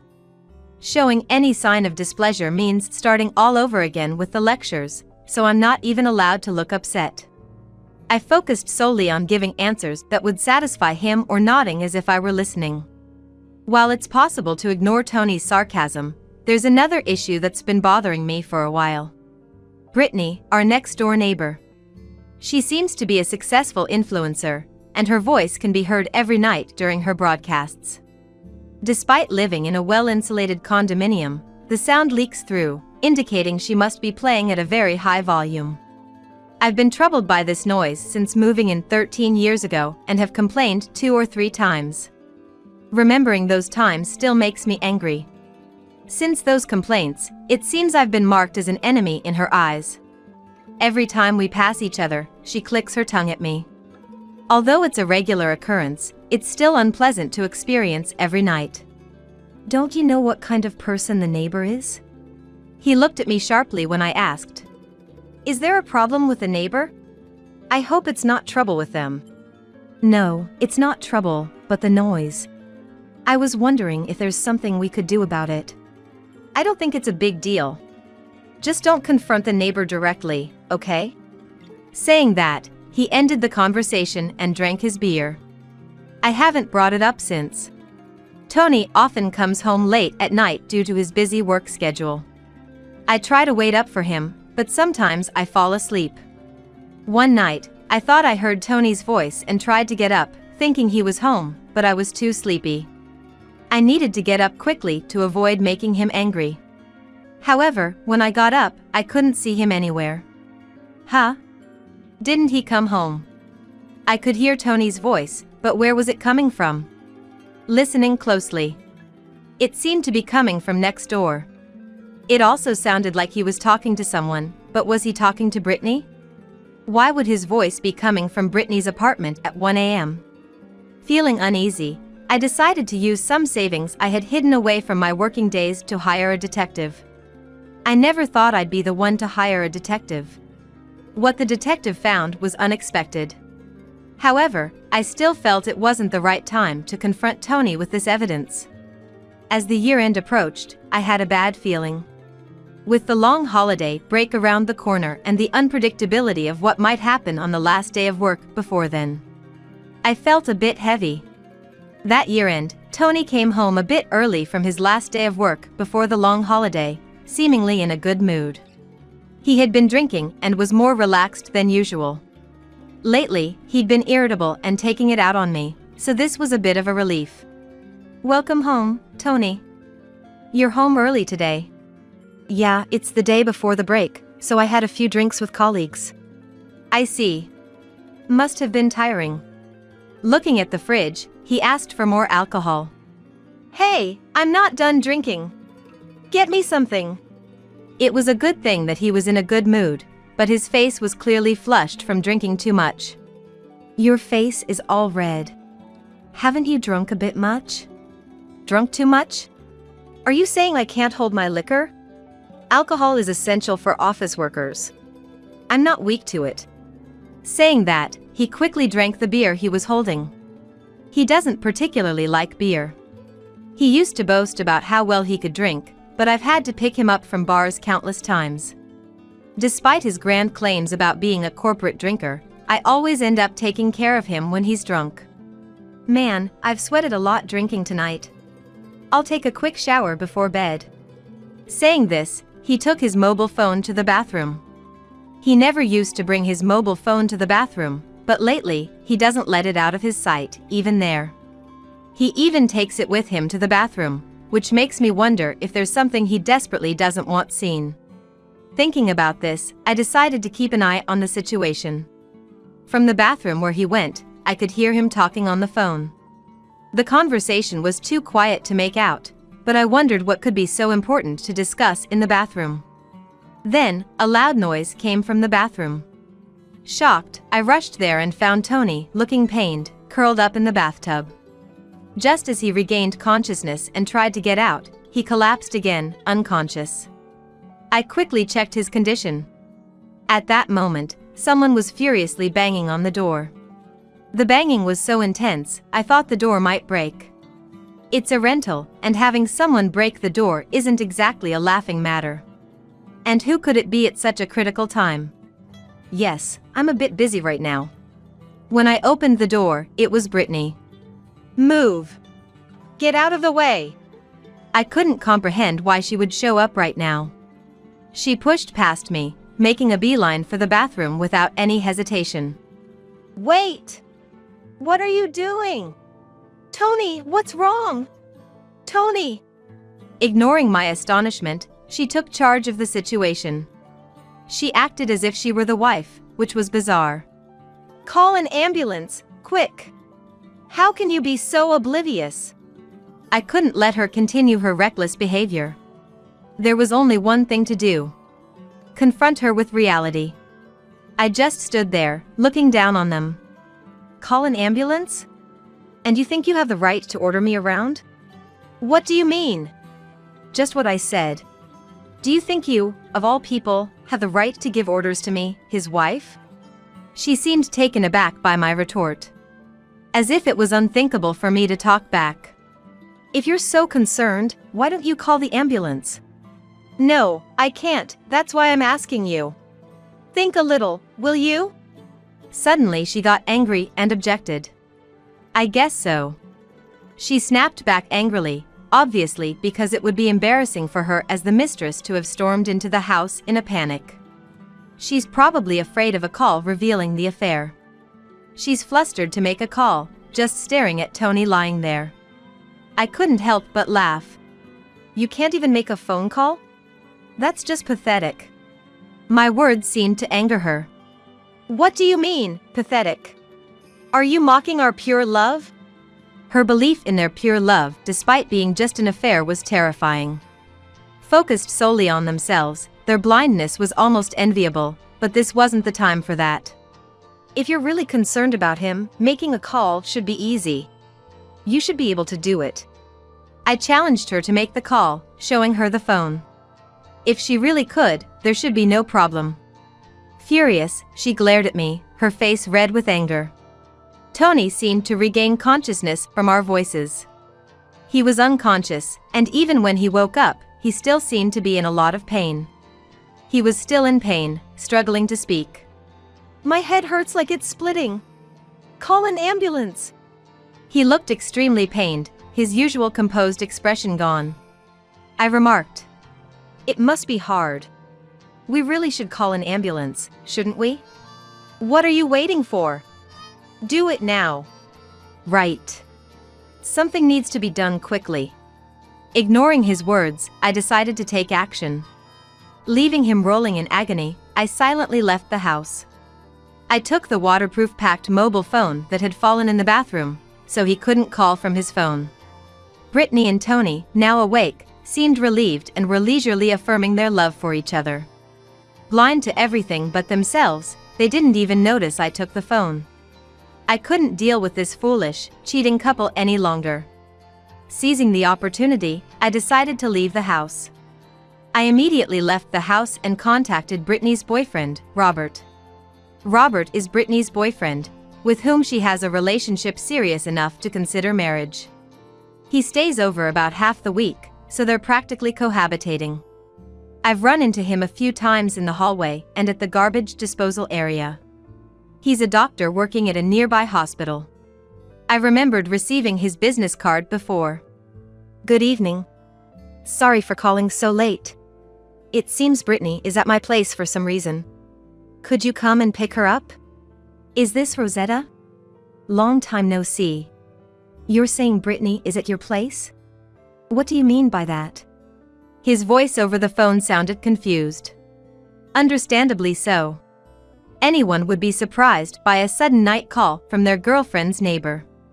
I'll explain the details later. Are you at work right now? No, I've just finished work and am killing time at a restaurant near the workplace. Brittany said she had a stream tonight and asked me to come back late. So, Brittany had been making sure not to let Robert stay at her place. She was casually talking to Tony over the phone while Robert was away. Can you come as soon as possible? I'll head over right away. Let's meet at the condominium entrance. Thank you. I'll join you there. 3 minutes after the call, he arrived at the condo's entrance, and we went to my apartment together. On the way, I briefly explained the situation. To put it bluntly, it seems Brittany and my husband Tony have been having an affair for many years. What? What do you mean? I found out through investigation. They met in a service store 13 years ago and have been involved ever since. Robert was visibly shocked by my words. 13 years? Since that long ago? Yes. She moved into the apartment next to ours by chance 2 years ago. No way. Then what am I? I thought we were going to get married. He was struggling to come to terms with the reality of being cheated on. It would be so. Understandable, considering his marriage plans. It seems to be for money. I suspected my husband's infidelity and hired a detective. The investigation results indicated that. That's unbelievable. Brittany rushed into our apartment when Tony collapsed in the bath. Apparently, they were talking on the phone even in the bathroom. He seemed deep in thought but then looked at me. That explains it. No wonder she never lets go of her phone. But you said Tony collapsed. Is he all right? He's fine, just drank too much. No danger to his life. After explaining briefly, I led him to my apartment. Entering quietly, they were still engrossed in their melodramatic scene. I'll fight against the world for you, Tony. Having such a beautiful woman love me, I'm blessed. This must be a trial from God to reach true love. In the 10 minutes it took me to leave, contact Robert. Within the short time, an epic story seemed to have unfolded. A tragic tale of lovers who can't swear eternal love to each other. I was surprised Tony could spout such cheesy lines. Glancing at Robert beside me, he looked indescribable. Seemingly shaking from the cringeworthy dialogue. Unable to bear it any longer, Robert dropped his bag, alerting them to our presence. What's going on here? Robert, why are you here? Strangely, both were naked, which was comical. Why? That should be my line. You told me not to come home early because of a stream. Was it for this? Normally mild-mannered Robert raised his voice, and Brittany seemed a bit taken aback. Well, that's because, the fans and antis are troublesome.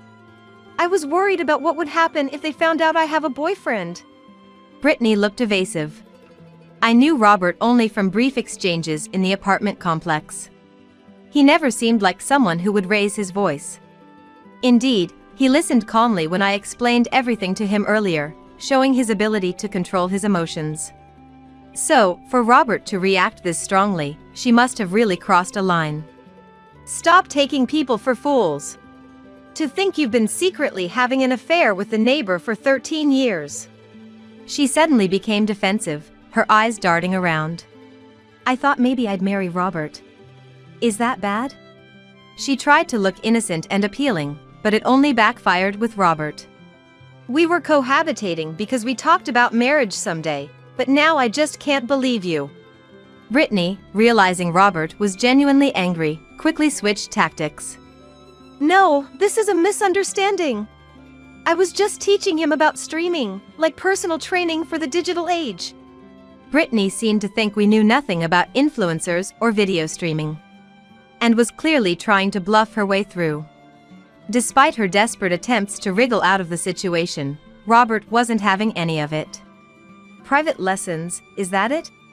Have you already forgotten what you yourself said earlier? I played the cheesy dialogue I had secretly recorded at high volume. Hey! You recorded this without me knowing? That's a violation of privacy. Delete it now. Privacy? You have no right to talk about privacy. I'm filing for divorce. Tony, clearly not expecting me to initiate a divorce, was panicking. Divorce? How are you going to live without me? You're living off me, and now you're talking about divorce? Have you lost your mind? He seemed to think I would break down and beg him. His male superiority mindset was apparent, still in disbelief over the current situation. His absolute confidence baffled me, but it didn't matter anymore. Say whatever you want. You can only act tough for so long. Eventually, we got divorced. After the incident, I immediately sought a lawyer who is an expert in divorce and infidelity cases. Presenting the evidence video helped me demand more than the usual alimony. Meanwhile, Brittany's engagement with Robert was called off, and she now lives a secluded life. This is partly because her streaming blew up after the affair scandal. Right after the infidelity news broke, fans analyzed Brittany's posts, exposing her relationship with Tony. The fans' sharp eyes discerned details from subtle reflections and background elements in her posts. The posts and their hints led to the discovery of her affair with him. The scandal affected Tony too. His company received numerous calls, forcing them to acknowledge the situation. He was fired, for his company took the situation seriously. The company must have wanted to get rid of the trouble. I guess so. After all, a high-profile influencer's affair with a married corporate employee from major enterprise was criticized heavily. When the company's stock dipped around the time of the scandal, they couldn't ignore it any longer. Now, he struggles with the public's disdain and rarely goes out, a consequence of his own actions. He's often the subject of online posts, making it risky for him to venture outside. I ran into Brittany once after the turmoil. She appeared as if waiting for me while I shopped at a grocery store near my workplace. How come you're living comfortably off a big settlement while I suffer? Isn't that unfair? Her audacity was typical. There's nothing unfair about it. It's all the result of your actions. I have nothing to say to you. And what's with your high and mighty attitude? Because of you, my engagement was broken off. She approached me, growing more agitated. I was so close to marrying a doctor. Just stop it, will you? You've been secretly having an affair while engaged, and yet you're playing the victim. I can't understand your logic. You should mind your behavior. What do you know? You're the one who's the talk of the internet now. If someone sees this, it'll end up online again.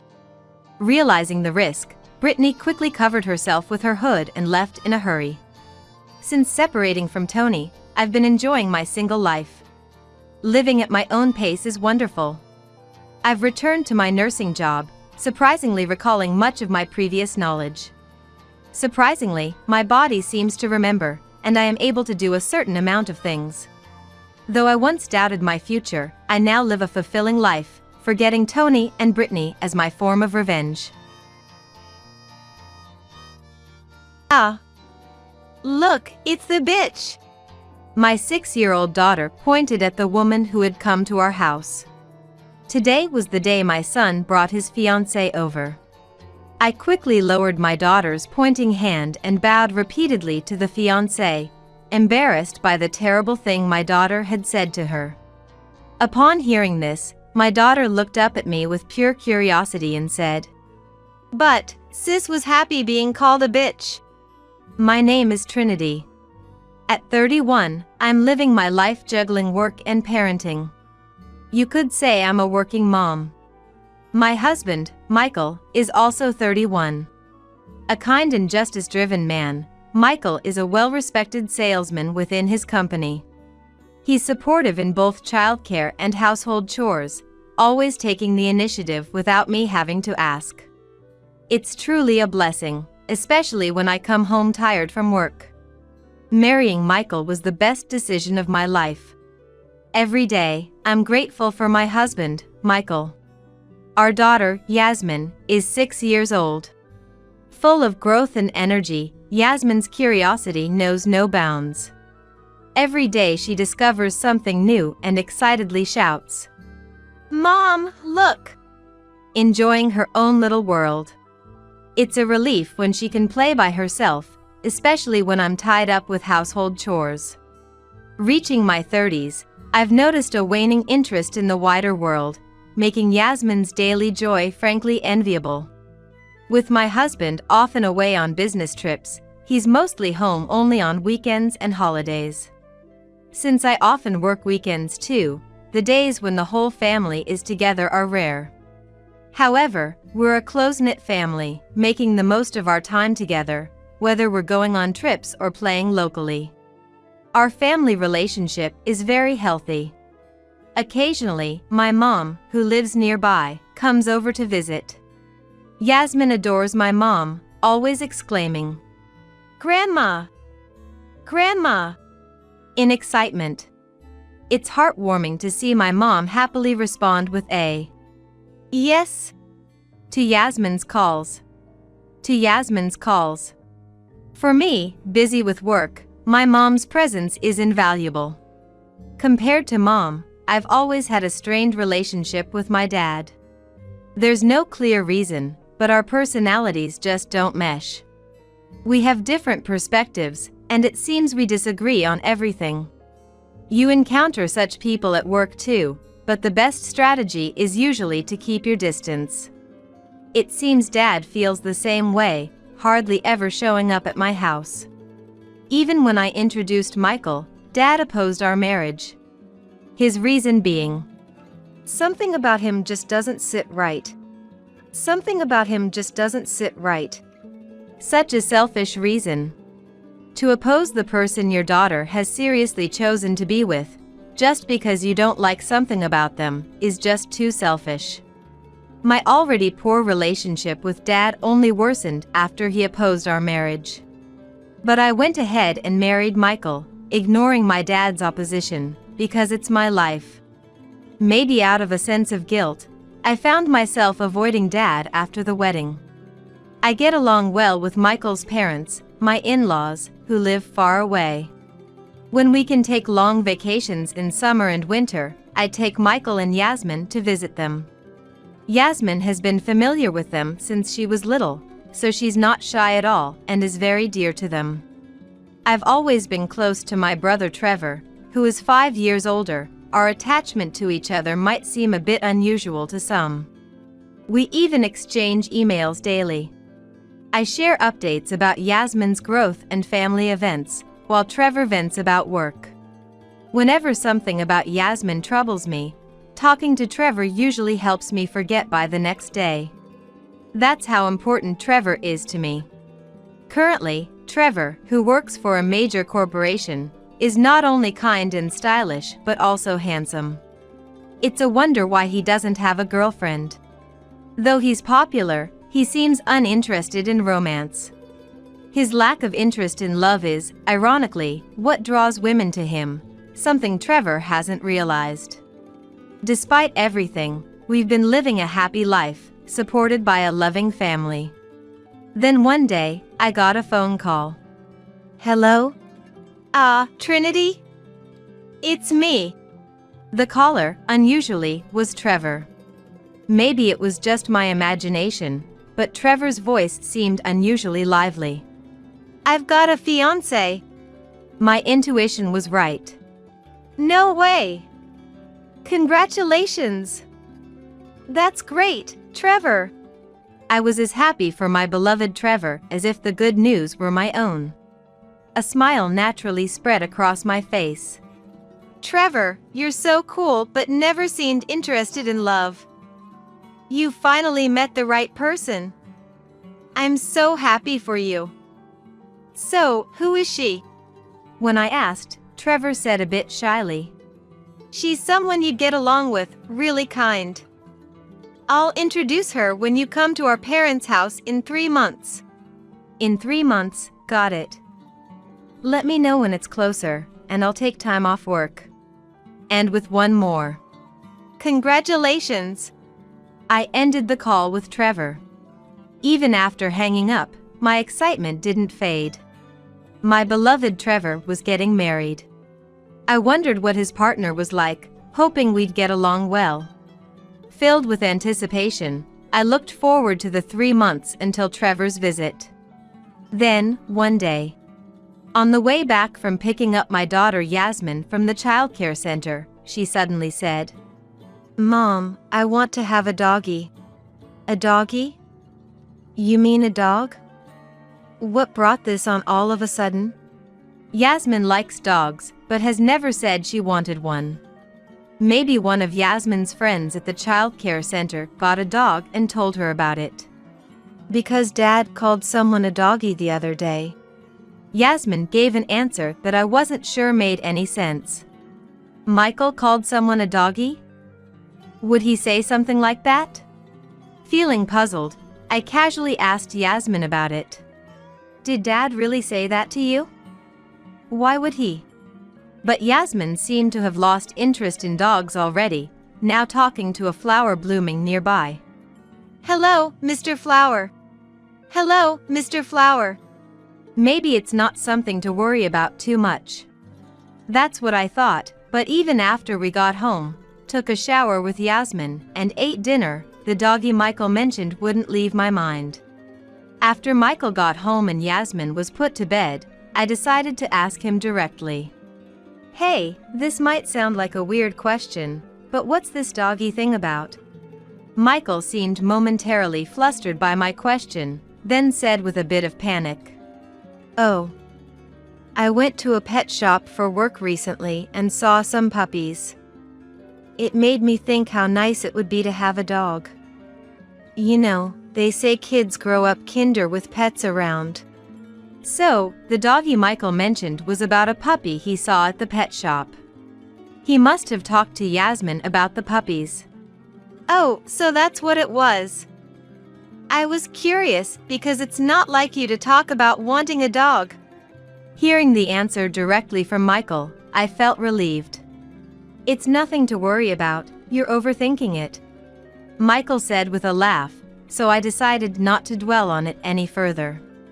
3 months had passed since Trevor's marriage announcement, and the day he was coming home finally arrived. Michael had work and said he would come after it was done, so Yasmin and I headed to my parents' house first.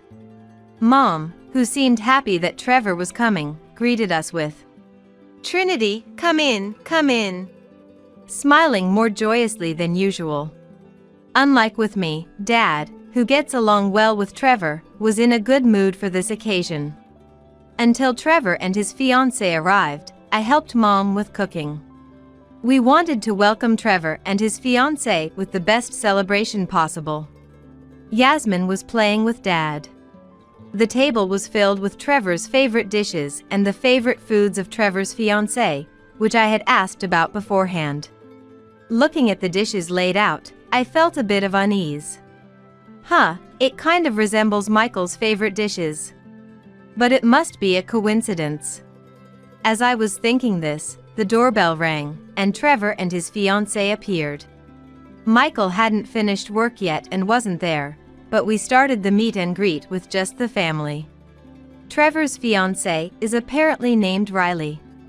I could hear Mom from the entrance. "Welcome, Riley." Mom greeted them, and the two stepped into the living room where Dad, Yasmin, and I were. At that moment, a voice came from beside me. Not a blessing, but an unexpected remark. "Ah, look, it's the bitch." Pointing at Riley, the voice was Yasmin's, who continued pointing while laughing. Riley, with her beautiful face, looked puzzled at Yasmin. "Yasmin, that's rude to our guest." I scolded her, and Yasmin made a sullen face and said, "Because Dad called her that. And Big Sis looked so happy about it. Why is it okay for Dad to say it, but not me?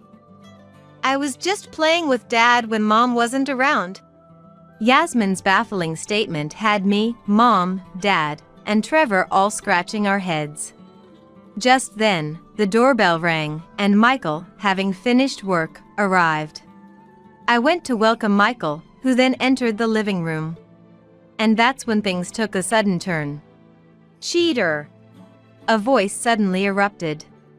Looking towards the source, it was Michael, his face red with anger, yelling at Trevor's fiancée, Riley. "Why are you here?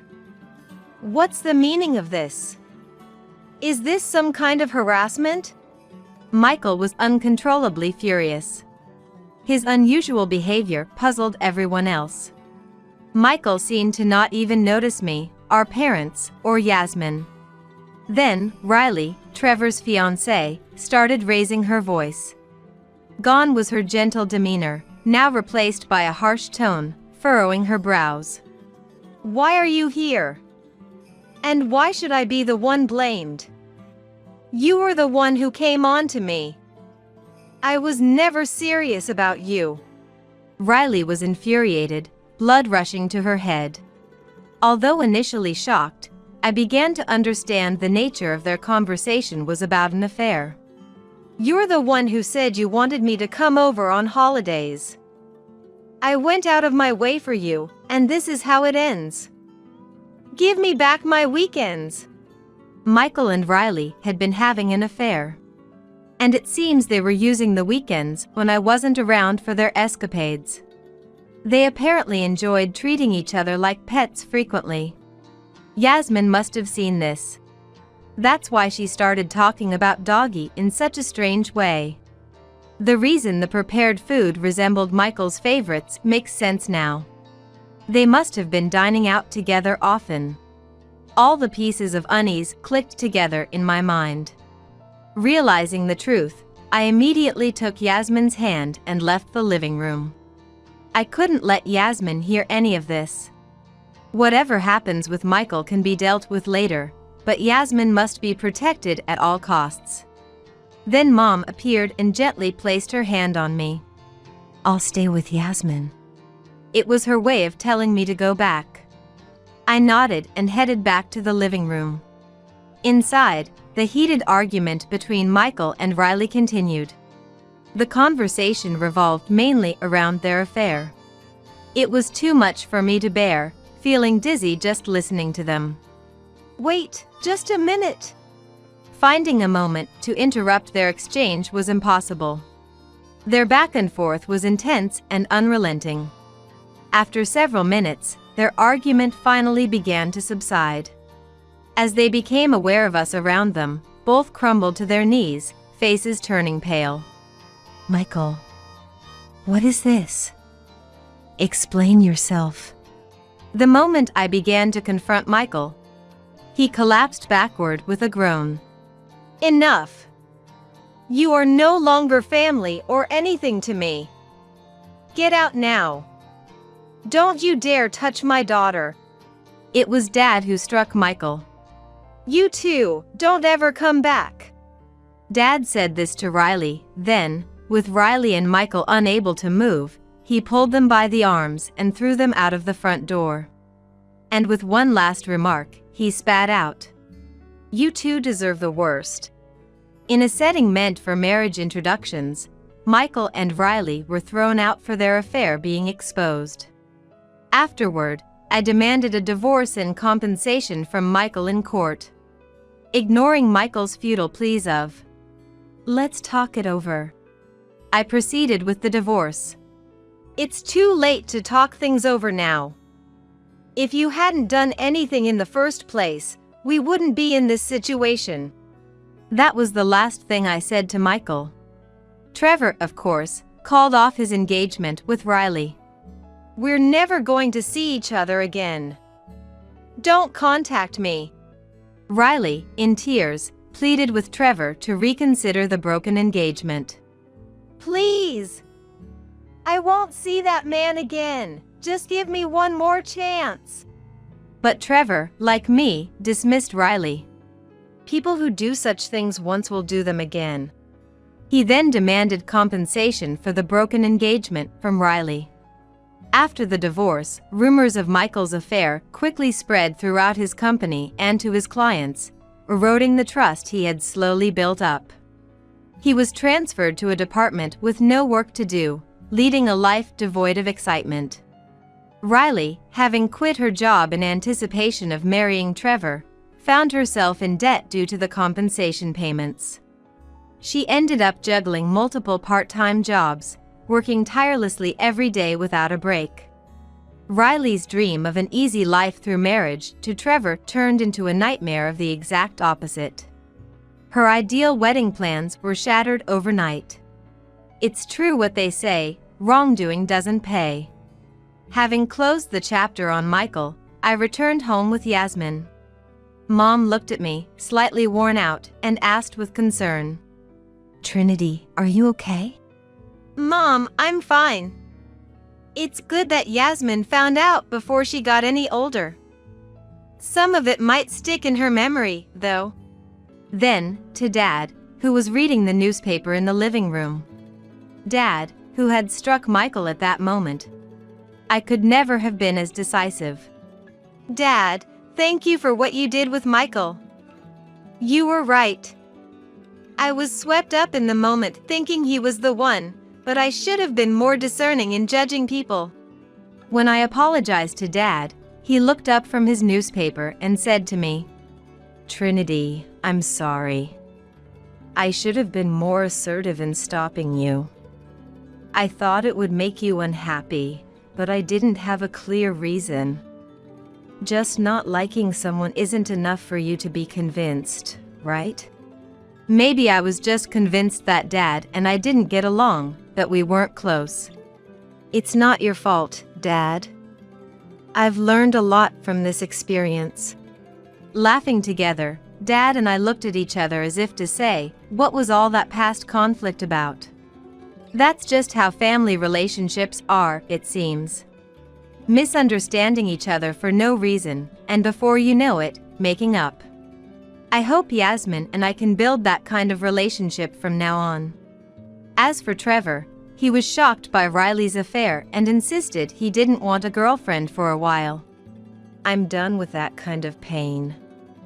To think that the person I was about to marry was having an affair with my sister's husband. After living as a bachelor for some time, nursing his wounds, Trevor finally began to move on from Riley. He eventually married someone from a company he was dealing with. Trevor's new wife, a beautiful and wonderful woman, was truly deserving to walk by his side. Can I tell Uncle? Really? My 7-year-old niece said this as she alternated her gaze between my son and my husband. My son is about to turn 3, but he still can't speak. My niece, talking as if she's having a conversation with my son, looked up at my husband with a worried expression. Uncle, you see. My name is Melanie. I work at a staffing agency, and my husband, Timothy, works at the same company. Timothy and I met as colleagues at the company, and since we were close in age, we started dating through work consultations and eventually got married. Then, I became pregnant with our son, Hunter, and took maternity leave and parental leave. When Hunter turned 1, we looked for a childcare center to enroll him in, and I went back to work as planned, originally intending to return immediately. While sending our child to the childcare center, I worked to get back into the pace of work, and with Timothy's help, we managed to get through the busy days of work and childcare without any spare time.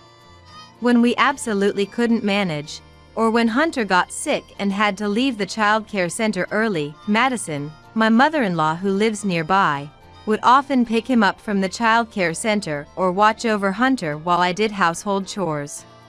We were very grateful, but Madison gradually started suggesting that we should quit the childcare center. In fact, Hunter was relatively advanced compared to children his age. He began walking just after turning 1, and though not yet conversational, he understood our words and could communicate simply. Madison started treating Hunter like a prodigy, insisting he shouldn't be in a public childcare center but rather receive gifted education under her constant care. This suggestion had us worried. While we were indebted to her, we tried to refuse politely by saying Hunter enjoyed the childcare center, which only made Madison furious. She didn't like that I had returned to work while Hunter was still so young and berated us, saying, "You don't love Hunter. Leaving him in childcare all day is negligent. Unlike you, I would be willing to stay with him all the time and take care of everything. Just hand Hunter over to me." I was shocked by Madison's accusation of being a bad mother, but I was even more frightened by her treating Hunter as an object to be handed over.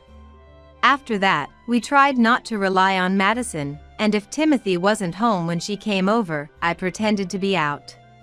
However, Madison started taking actions that couldn't be ignored, like picking up Hunter from childcare without our consent or trying to steal our house keys after bringing over sweets and insisting on coming in. Timothy, too, gave up on reasoning with her after seeing her unreasonableness. We decided to move without telling Madison and began looking for a new place in secret. However, finding a new home proved difficult. We thought it would be easy to find a house in a growing city, but with many people moving in, convenient properties sold quickly. While searching for a house behind Madison's back proved difficult, half a year flew by in no time. By then, Madison's interest in Hunter had waned significantly. Actually, even at a year and a half, Hunter still wasn't speaking at all. He used to babble a lot when he was younger, but lately, he's been completely silent except when crying. Taking him to the hospital worriedly, we found nothing abnormal. We were told that language development varies greatly among children and to keep a careful watch, so we went home carrying our worries. Seeing Hunter like this, Madison did a complete turnaround from treating him as a prodigy, declaring, "Not speaking much just means he's a disabled child. There must be something wrong with Melanie's body, and that's why she gave birth to a strange child. I don't know why Timothy ever married someone like her." And she labeled it as a disease. Despite the doctor's diagnosis, being told Hunter was sick and that I was abnormal brought me to tears. Madison hadn't been coming to our house recently, but when she did, it was unbearable how she could say such awful things, leaving me completely distraught. Then, Timothy got angrier than I've ever seen, declared we were cutting ties with Madison, and forcefully kicked her out of the house. After blocking Madison's contacts, we began to ignore her completely, even if she came to the house. Knowing Timothy's firm stance, Madison shouted, "I don't need a wife or grandson with disabilities," and never returned to our house again. Since then, we have been living peacefully as a family of 3, and before we knew it, Hunter turned 3, yet he still hadn't spoken a word. Considering it unusual for him not to speak by this point, we were advised at a public health screening to have Hunter examined at a major hospital. When Hunter and I went to the hospital recommended to us, we unexpectedly ran into my sister Yasmin and my niece Rose, who were there for vaccinations. Yasmin and Rose live far away, and because we had been busy, it had been difficult to meet, so we were delighted by this long-awaited reunion. Since Yasmin and Rose hadn't met Hunter since his birth, they greeted him for the first time. "What's your name?" "Hunter? That's cool." Yes, you're in the rabbit class, aren't you?" "Rose loves rabbits too." Despite not having mentioned Hunter's childcare class to Rose, she naturally continued the conversation as if it was obvious. Surprised, I asked Yasmin, and she said that Rose can understand the language of animals and babies, who can't speak. Half in doubt, yet having witnessed it firsthand, I had no choice but to believe. When the 4 of us went to the hospital cafeteria for lunch, Rose said, "Does Hunter like hamburgers?" "Yes." "And he dislikes carrots?" "But they taste good together with hamburgers." "Does Hunter like hamburgers?" "Yes." "And he dislikes carrots?" "But they taste good together with hamburgers." Accurately guessing Hunter's likes and dislikes without being told, which left me speechless. Even after seeing the doctor, the reason why Hunter wouldn't speak remained a mystery. There were no issues with his throat or vocal cords. He could cry and laugh, but he wouldn't utter meaningful words like mom or dad. Feeling down about not finding a solution, Timothy came to pick us up from the hospital after his rounds in the evening. Since we were together, we decided to have dinner as a family of 5, moving to a family restaurant near the hospital. While waiting for our order to arrive, Rose looked back and forth between Hunter and Timothy, then stared at Timothy anxiously. "Hunter is asking when he can start talking to Uncle," she said. Surprised, Timothy looked at me, so I told him about how Rose had correctly guessed things she shouldn't know, like class names and Hunter's likes and dislikes, leaving Timothy to let out a disbelieving sigh. "Hunter really wants to talk to both Uncle and Auntie. But he couldn't because Grandma was always around, and he was afraid of being taken away," Rose conveyed. The phrase "always around" caught my attention, and I asked Rose for clarification, given that we hadn't been seeing Madison lately. Hunter shook his head and just stared at Rose. Then, as if struck by a brilliant idea, Rose clapped her hands together, smiled joyfully, and reassured Hunter. "Grandma isn't here now, so it's okay to talk." Hunter looked around uncertainly, then at me and Timothy. "Mom, Dad, is Grandma really not here?" Hunter's words came out so fluently that Timothy and I were shocked. As Yasmin calmed us down in our near panic, Hunter reached out his arms, asking to be held. Hastily, I lifted him from the child's seat onto my lap, where he grabbed my hands and happily kicked his legs. When I was a baby, Grandma said she was going to take me home to talk a lot. I didn't talk because I liked Dad and Mom's house better. Hunter had simply chosen not to speak. This must have been around when he was about a year old. Recalling Madison's insistence on gifted education and her wanting to take him home. Furthermore, Hunter expressed his desire to talk to Timothy and me but felt he couldn't. Because Grandma is always there. Inside Hunter's home, in the car, even at the rabbit class, he said. I was baffled by how Madison, who didn't live with us, could always be there, even in the car or at the childcare center. Then, remembering the timing of Madison's visits. On days we hadn't told her about hospital visits or when we received notifications about language training, Madison invariably showed up. Whispering my dreadful suspicion to Timothy, he looked at Hunter in dismay. Can you tell where Grandma is in the house? Timothy's soft question led Hunter to list several locations. Hearing his responses, Timothy's face turned red, and he trembled with emotion. Apologizing to Hunter for not noticing, we thanked Yasmin and Rose for their help before rushing home to confirm our bad hunch and take necessary actions. Once home, we asked Hunter again where Madison could be. Pointing with his little hands, Hunter showed us various places.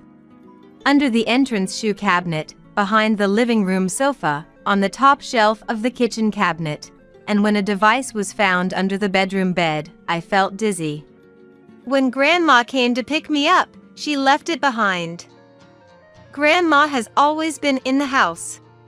Hunter explained, indicating that what seemed to be bugging devices had been left throughout our home, making it feel as though Madison was perpetually present. Discovering such devices within our home, similar to those seen on TV, and confirming their nature as surveillance devices available in abundance online was unsettling. Before the police arrived, Madison showed up at our house, having apparently been listening in on us as we searched for the bugs. Timothy couldn't hold back his fury, confronting Madison. Mom! What do you think you're doing, planting bugs in our house like it's nothing? This is outrageous, creepy, and a serious crime. It's because Timothy ignored my contacts, isn't it? What's so wrong with wanting to know more about one's own family? We're family, after all. There's no need to make such a big fuss about this. More importantly, Hunter can speak. To think he can talk so much at 3, he must be gifted. Just as I thought, a real prodigy.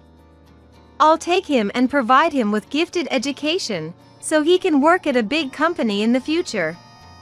And eventually, he can take care of me in my old age. Now I can rest easy. Madison showed no remorse for planting the listening devices, dismissing it as nothing significant. Her blatant disregard for Hunter's wishes and her self-centered assertions made us feel sick.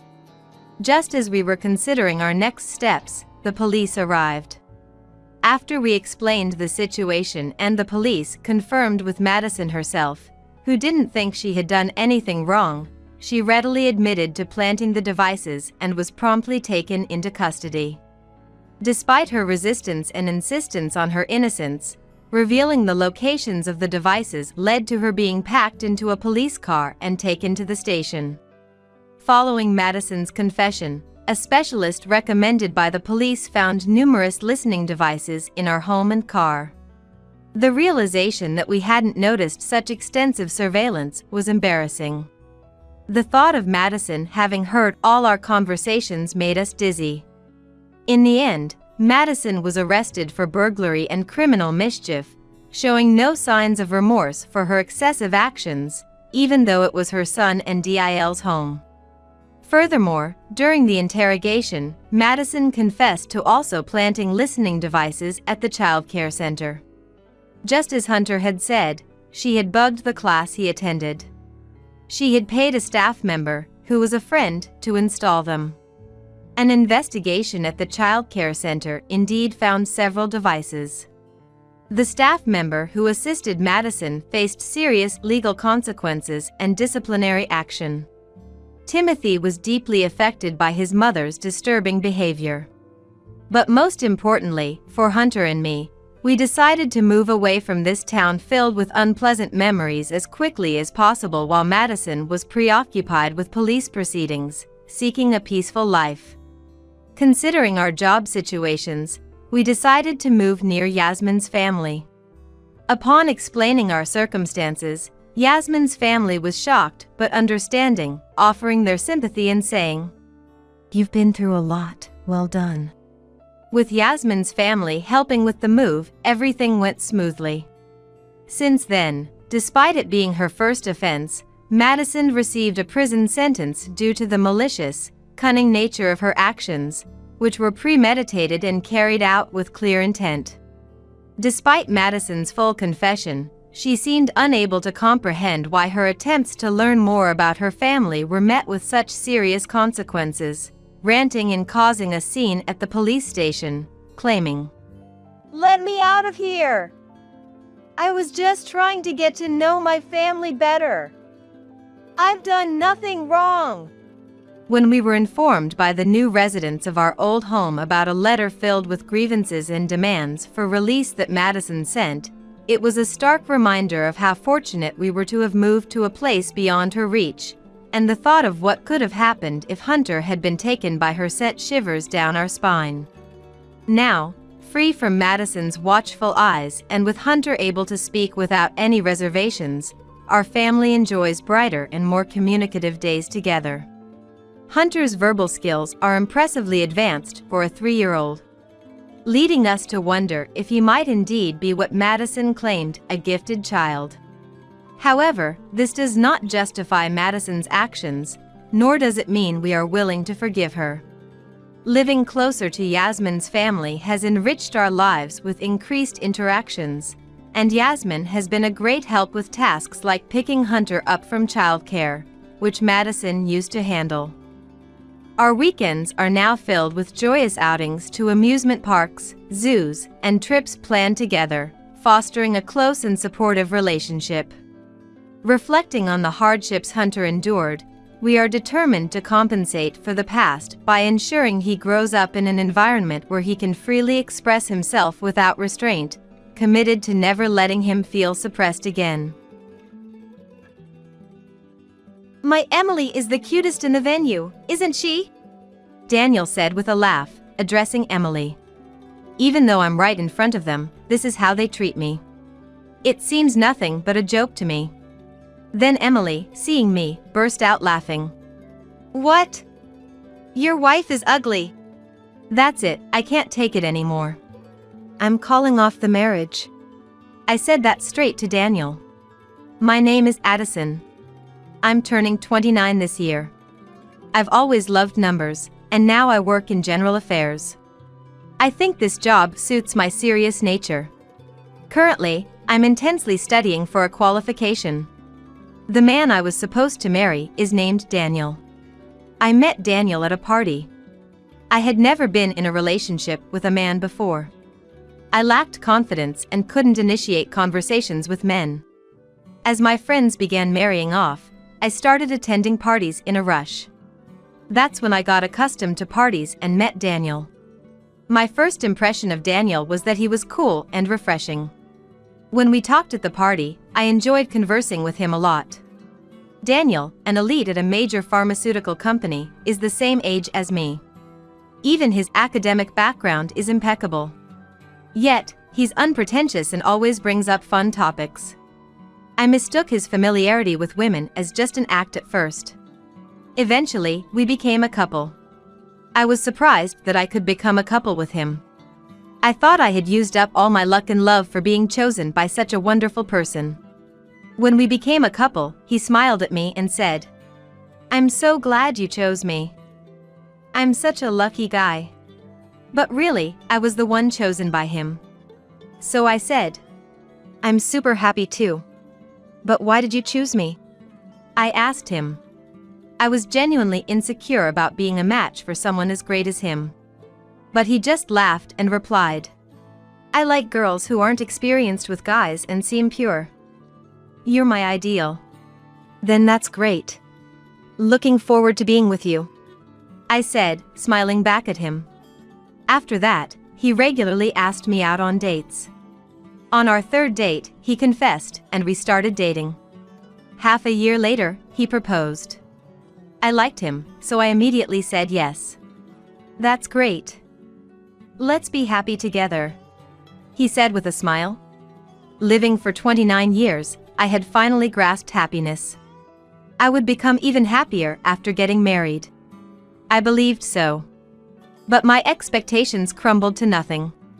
Because after we got engaged and started living together, he changed. While dating, "Addison, you're really cute. My princess." He always praised me with a smile. But now, that's a thing of the past. Lately, he's always belittling me. For instance, the day after we started living together, I got up earlier than him that day and started preparing breakfast. I planned to do my makeup before leaving for work, so I was cooking without it. When breakfast was ready and set on the table, he woke up. I called out to him with a smile, "Good morning, Daniel. Breakfast is ready, let's eat together." Then he, seeing me, yelled in surprise, "What an awful face you have. A woman without makeup in the morning isn't a woman. At least make yourself presentable," he shouted, furrowing his brow. His eyes were like those looking at something filthy. In a panic, I retorted, "I was going to do my makeup later. Isn't that too harsh? You used to call me cute before we got engaged." I was shocked by his words. But he just laughed and added insult to injury. "It was just flattery to get married. Honestly, any woman with a decent income who'd do as I say would have been fine," he said, laughing. "That's..." I was so shocked that I dropped my fork. At that point, I wondered if I should really marry him, but we had already paid a deposit for the wedding venue. Besides, there was no guarantee of finding another partner if I let him go. I had no romantic prospects before meeting him. And maybe, just maybe, he might return to his kinder self.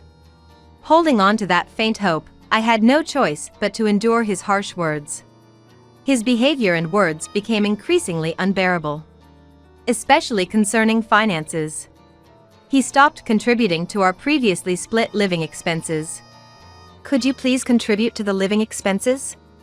It's tough for me to cover everything with my salary alone," I pleaded with him on a day off. But he half-heartedly dismissed me.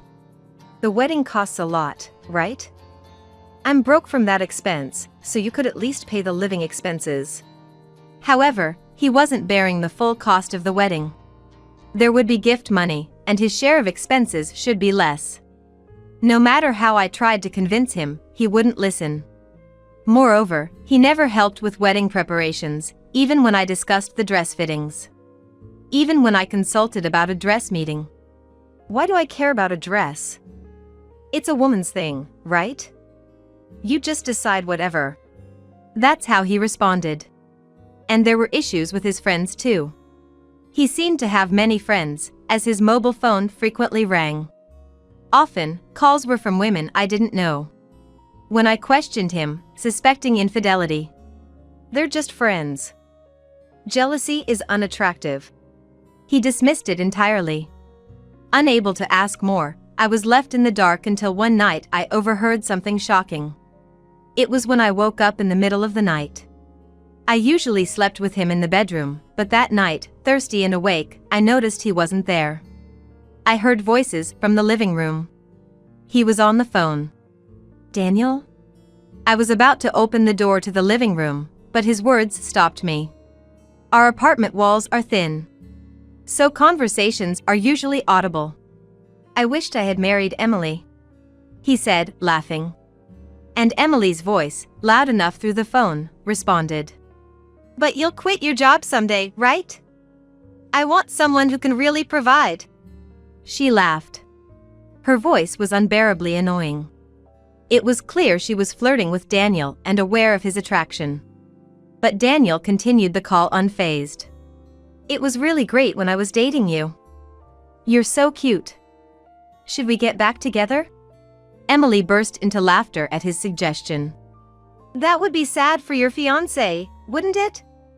Though I'm definitely cuter. She laughed. Daniel continued to badmouth me with ease.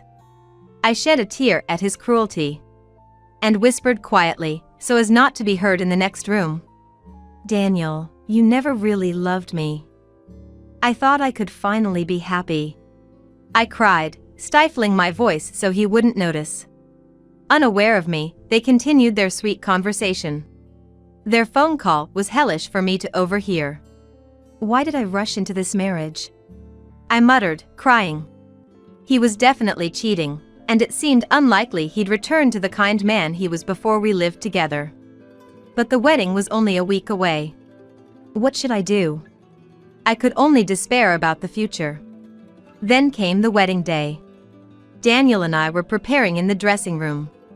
Our families had already entered the ceremony hall, leaving us alone. Just waiting for the attendant to arrive, we heard a knock. "Come in, please." I invited them in, thinking it was the attendant. However, the person who entered the dressing room wasn't the attendant, but a woman in a pink dress. "Excuse me." I froze at that familiar voice. It was the woman on the phone with Daniel that night. I instinctively knew it. As I stood there, stunned, Daniel spoke in an excited tone. "Ah, if it isn't Emily.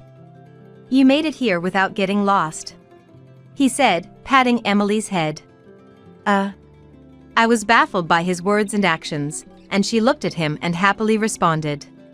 "Daniel gave me the room number. But is this woman your marriage partner?" She laughed, looking at me. "Yeah, that's right." "Oh, really? Such a plain dress for the main character of the day. It's quite dull." She critically eyed my dress from top to bottom, irritated by her assertive words. I replied, "This is the dressing room. The attendant will be here soon, so could you please leave now?" I said to her in a stern tone. Then she quickly hid behind Daniel. "No way, jealousy? This woman is glaring at me, it's really scary. Daniel, help me." She feigned fear. "Addison, jealousy is unbecoming. She's an important person to me, don't be mean," he admonished me. He couldn't see her face behind his back, but she was smirking at me. Her flashy makeup and perfectly styled hair were apparent. She was probably around the same age as me. She spoke with a triumphant look at me. "Daniel really should have married me instead. You'll get bored of such a plain woman in 3 days, won't you?" She laughed. "Indeed. I wouldn't choose a woman like this unless she had a decent income. She's not my type," he said, looking down on me. I remained silent on purpose. I thought I'd let them talk as they pleased for a bit longer. I clenched the hem of my dress. "I really wanted to marry you. Even if we can't be a real couple, you will always be the wife of my heart. Daniel, even if you're married, we'll always be together, right? Such an ugly woman is just for the money." She laughed brightly. "That's right. We'll always be together. I'll quit my job and live off Addison's money with you." He made an outrageous proposal to her. At that moment, I was on the verge of exploding. What did these two think of me? But they were oblivious to my anger. "Daniel, you're terrible to your wife. Are you proposing that because I'm cuter?" She asked him with upturned eyes. He nodded as if it were obvious. "My Emily is the cutest in the venue, right? What do you think of Addison's face, Emily?" Daniel asked with a sarcastic smile, turning to Emily. Despite my presence, this was how they treated me. It seemed nothing but a joke to me. Then Emily, seeing me, burst out laughing. "What? Your wife is ugly." And she continued. "Poor Daniel, marrying such an ugly woman. I'll soothe you as your heart's wife," she said, looking down on me with a laugh. That's right, isn't it? Daniel laughed too. That's it, I can't take it anymore. I'm calling off the marriage. I said that straight to Daniel. He, not taking me seriously. Really? If you cancel the marriage with me, you'll stay single forever. Because you're an unfixable ugly woman. He started laughing. Emily too. Daniel, you're too honest. I'm laughing so hard, my stomach hurts. She clutched her stomach, laughing uproariously. After laughing, Daniel said, A woman like you should be grateful to get married. You'll support me with your money for life. I felt a deep rage boiling inside me. Frustrated at myself for not seeing through such a person before the wedding. I clenched my fists, trying to endure. Emily, still laughing. Well, the wedding ceremony is about to start, right? I have to go eat my share of the celebration money, so I'll head to the venue first. She said and left the room. Shortly after, the attendant arrived. Seemingly unaware of the conversation in the dressing room, the attendant began preparations, congratulating us. Then the attendant started explaining the wedding. Daniel and I had chosen a restaurant wedding, starting with the reception. According to the attendant, we just had to follow the MC's lead. I listened quietly to the attendant's explanation. Daniel spoke to me nonchalantly. Once the wedding is over and we're officially married, we'll be husband and wife. Your looks are a letdown, but I'll put up with it. After all, I have Emily. I ignored his comment. I had no intention of listening to him anymore. I was done with this man. Daniel persisted. Hey! Answer me. But I continued to ignore him. All that was left was to exact revenge and denounce him and his actions. I felt a sense of mission burning within me. Then Daniel and I entered the wedding venue. The unsuspecting attendees gave us a generous round of applause. Of course, among them was Emily, smirking unpleasantly. We sat down, and the MC proceeded with the ceremony. Let's start with the vows. First, the groom, Daniel. Amidst thunderous applause, Daniel began speaking. I am overjoyed to marry Addison. I vow to love only her for the rest of my life. He looked at me with a smug face. All lies. Inside, I looked at him with a cold detachment. Amidst the applause, the MC continued. Thank you. Now, a response from the bride, Addison, please. I ignored the MC and remained silent. A murmur started spreading through the venue. My parents and friends looked worried. Addison? Could we have your response, please? The MC tried to proceed, albeit confused. Still, I remained silent. The venue became more unsettled. Everyone looked at me with concern. Impatient. Addison, why are you silent? Just say something. Daniel harshly said. But I kept quiet. The atmosphere in the venue turned decidedly strange. The in-laws looked at me with puzzled expressions. Enough was enough. I had gathered enough attention. I thought so and opened my mouth. Glancing sideways, I saw Daniel relieved that I was finally going to speak. I confirmed his face and momentarily smirked. It was too early for him to feel relieved. Then I began speaking. I will not vow to love Daniel. I'm breaking up with him right now. What? Daniel was stunned, and I casually played the voice recorder at maximum volume. Daniel and Emily's conversation filled the room. I really wanted to marry Emily. Even if we can't be a real couple, Emily is the wife of my heart. Daniel, we'll always be together even if you're married, right? Such an ugly woman is just for the money. The conversation from the dressing room earlier echoed through the venue. Previously, when Daniel was on the phone with Emily at night, I felt frustrated for not having proof of infidelity. So, I bought a voice recorder. I always carried it with me, and fortunately, I managed to record their conversation today. The crowd became even more agitated. My friends looked at Daniel with suspicion. My dad seemed ready to get up and punch Daniel. held back only by my mom. My mother-in-law looked like she might faint, and father-in-law John hurriedly supported her. Emily, sitting at a table with friends, was being glared at by those around her. She was sweating profusely and looked extremely uncomfortable. Meanwhile, the recording continued to play. In this chaotic situation, Daniel, confused, shouted, Addison, what are you doing? Stop that voice recorder right now. He tried to grab the recorder from me, but I swiftly dodged him.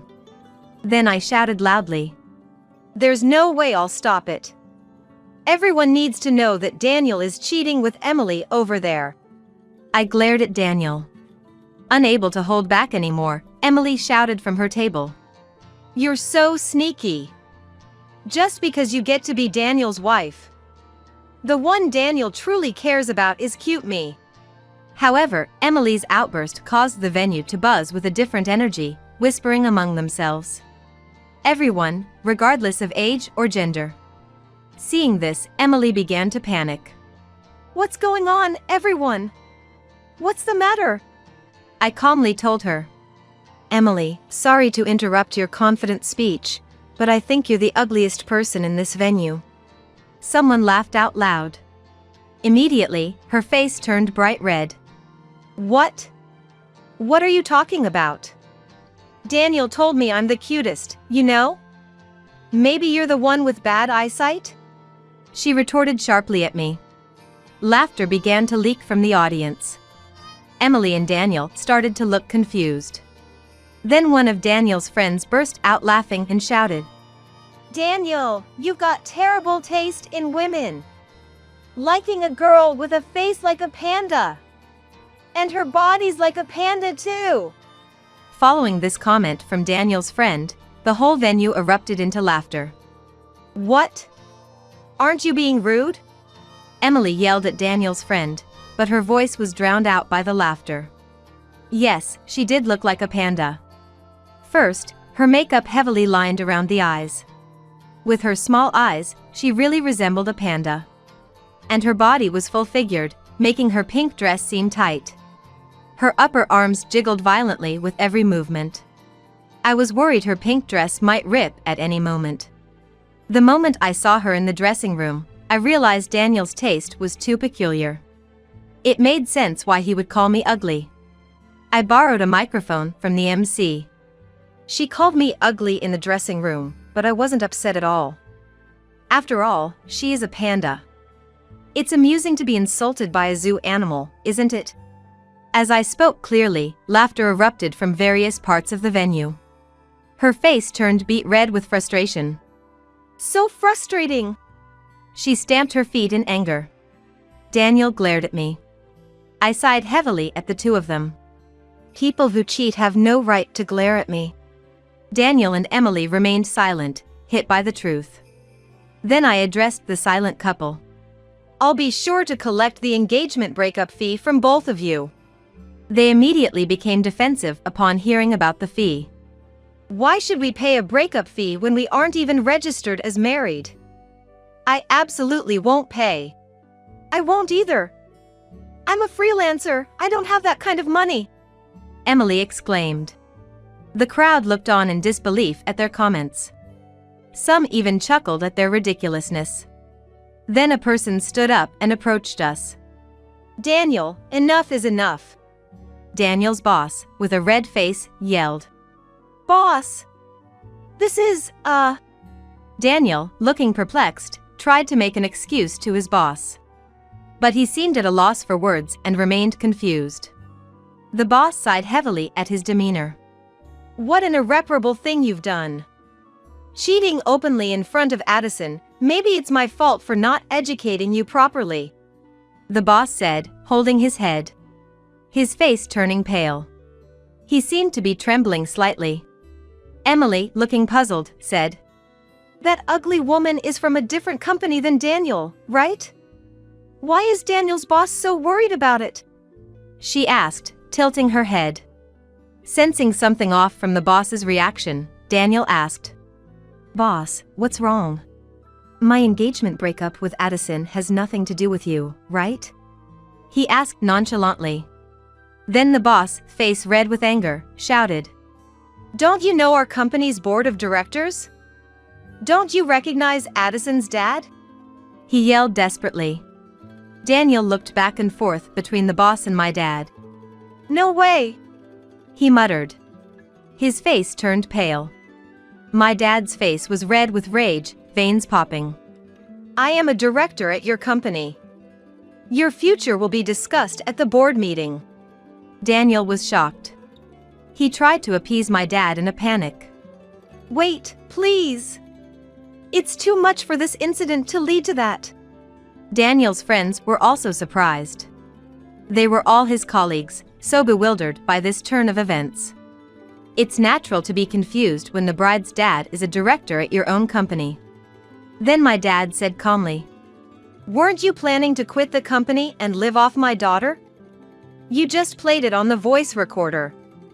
If you're so eager to leave the company, why don't you do it now?" "That's..." Daniel's face was filled with despair. And with Dad's words, Daniel's mother finally fainted. His father, John, was frantically calling her name. For her, Daniel was probably the pride and joy of the family. A well-educated graduate working in a major corporation.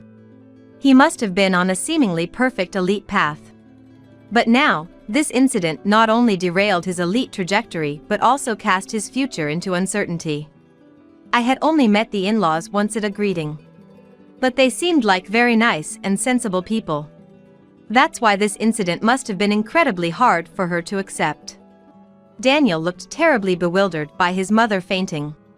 And then, incredibly, Daniel yelled at me. "If you had told me your dad was a director at our company, I would have treated you better," he accused me, completely disregarding his own actions. He seems to be pretending that nothing happened to him. That was the last straw for me. Daniel blaming me in such a situation. I didn't care what happened to him anymore. I asked Daniel with a smile. "Treat me better? Like contributing to our living expenses during cohabitation? Or not contributing money but at least staying out of housework? That's..." he faltered. I exposed to everyone that Daniel didn't contribute to living expenses and yet interfered in household matters. Daniel was now subjected to even more disdainful looks from the crowd. Especially the women there didn't seem to see him as a human anymore. Maybe they thought even a weed would be better than him. Even Emily said to him, "Daniel, you didn't pay any living expenses at all? That's really bad, isn't it?" He, realizing the gravity of the situation, turned even paler. I smiled at him. "Good for you, Daniel. You wanted to quit your job, right? You'll probably be able to quit very soon." He looked around. Dad, glaring at him in rage. Friends looking at him with disdain. Emily, a bit in disbelief. Not a single person was on his side. In such a situation, most people couldn't stand it. Then he began to tremble and clung to me. "Addison, I was wrong. Please don't call off the engagement. I don't want to quit my job." He apologized profusely. Sweat on his forehead. It was too late for apologies. I looked at him with cold eyes. "It's over, Daniel. After being looked down upon like this, there's no going back. Just stop it." "But..." He looked like he was about to cry. I added the final blow. "Freelancer Emily and soon-to-be unemployed Daniel, a perfect match." Emily turned pale as well. If she were burdened with an unemployed Daniel, they would both be in trouble.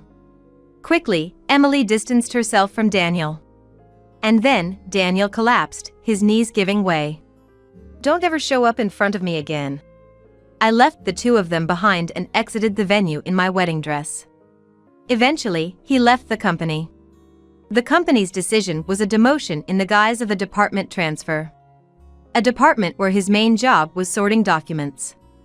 However, many company associates had witnessed his debacle at the wedding. Leading them was our dad, a director of the company.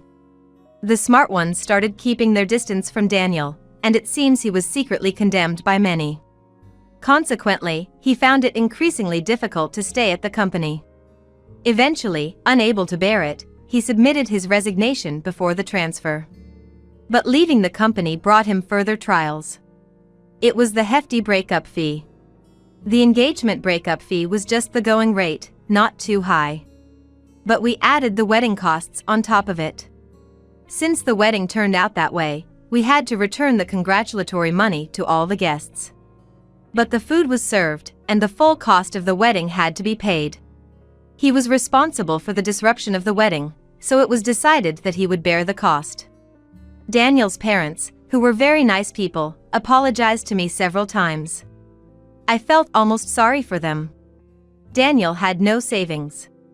He was flashy with money and spent whatever he had. Therefore, his parents initially shouldered the guarantee money. However, in the discussion, "If I marry Addison, I don't have to pay, right? Then I'll register the marriage," Daniel argued. I felt nothing but contempt for him. And for saying that, he was severely scolded by his father, John. Eventually, an infuriated John said, "You're hopeless. I'm done with you." Daniel was visibly panicked. With no job and no home, Daniel was in a dire situation. Naturally, the apartment where Daniel and I had been living was already in the process of being vacated. "I think he has to leave by the end of this month." I had already arranged movers and sent my belongings to my parents' house, leaving the apartment. After that, he kept ignoring the landlord's eviction notices. Eventually, he was sued. I found out about this because the landlord contacted me. Apparently, he had stayed there for about 3 months without paying rent. He was forcibly evicted through legal proceedings. It's unlikely that he who now disowned by his parents could return to his parents' home. Jobless and homeless, his future looked bleak. I think he has hit rock bottom. And he hasn't rebuilt anything with Emily. Through a lawyer, I demanded the guarantee money from her. I offered a condition: if she didn't reconcile with Daniel, the fee would be reduced. Without hesitation, she chose not to reconcile. "I'm not interested in someone without money or a home," she declared firmly. Apparently, Daniel reached out to her several times for help, but she ignored all his attempts. She apologized to me. "I'm really sorry. Since that wedding, everyone calls me a panda. It's been tough." I think the guests spread the word. She seemed to have realized her mistakes and reflected on her actions. But no matter her remorse, she faced constant criticism.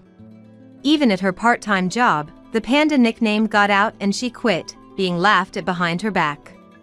"I'm thinking of moving far away," she said. She, forced to flee due to her careless comments with Daniel. She will likely continue to be cautious about public scrutiny. A fitting punishment for her disdainful behavior. I hope she learns from this. As for me, I passed my certification exam.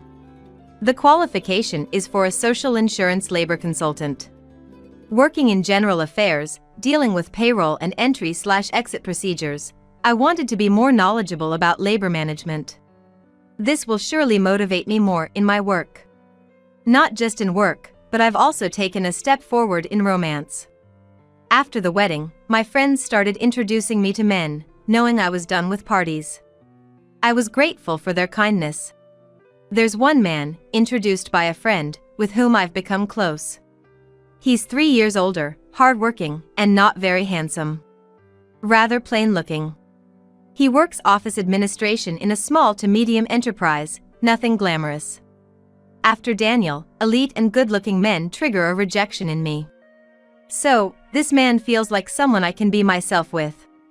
It's still early to tell how it will go. But it's a step forward. I want to cherish this one step forward for the future.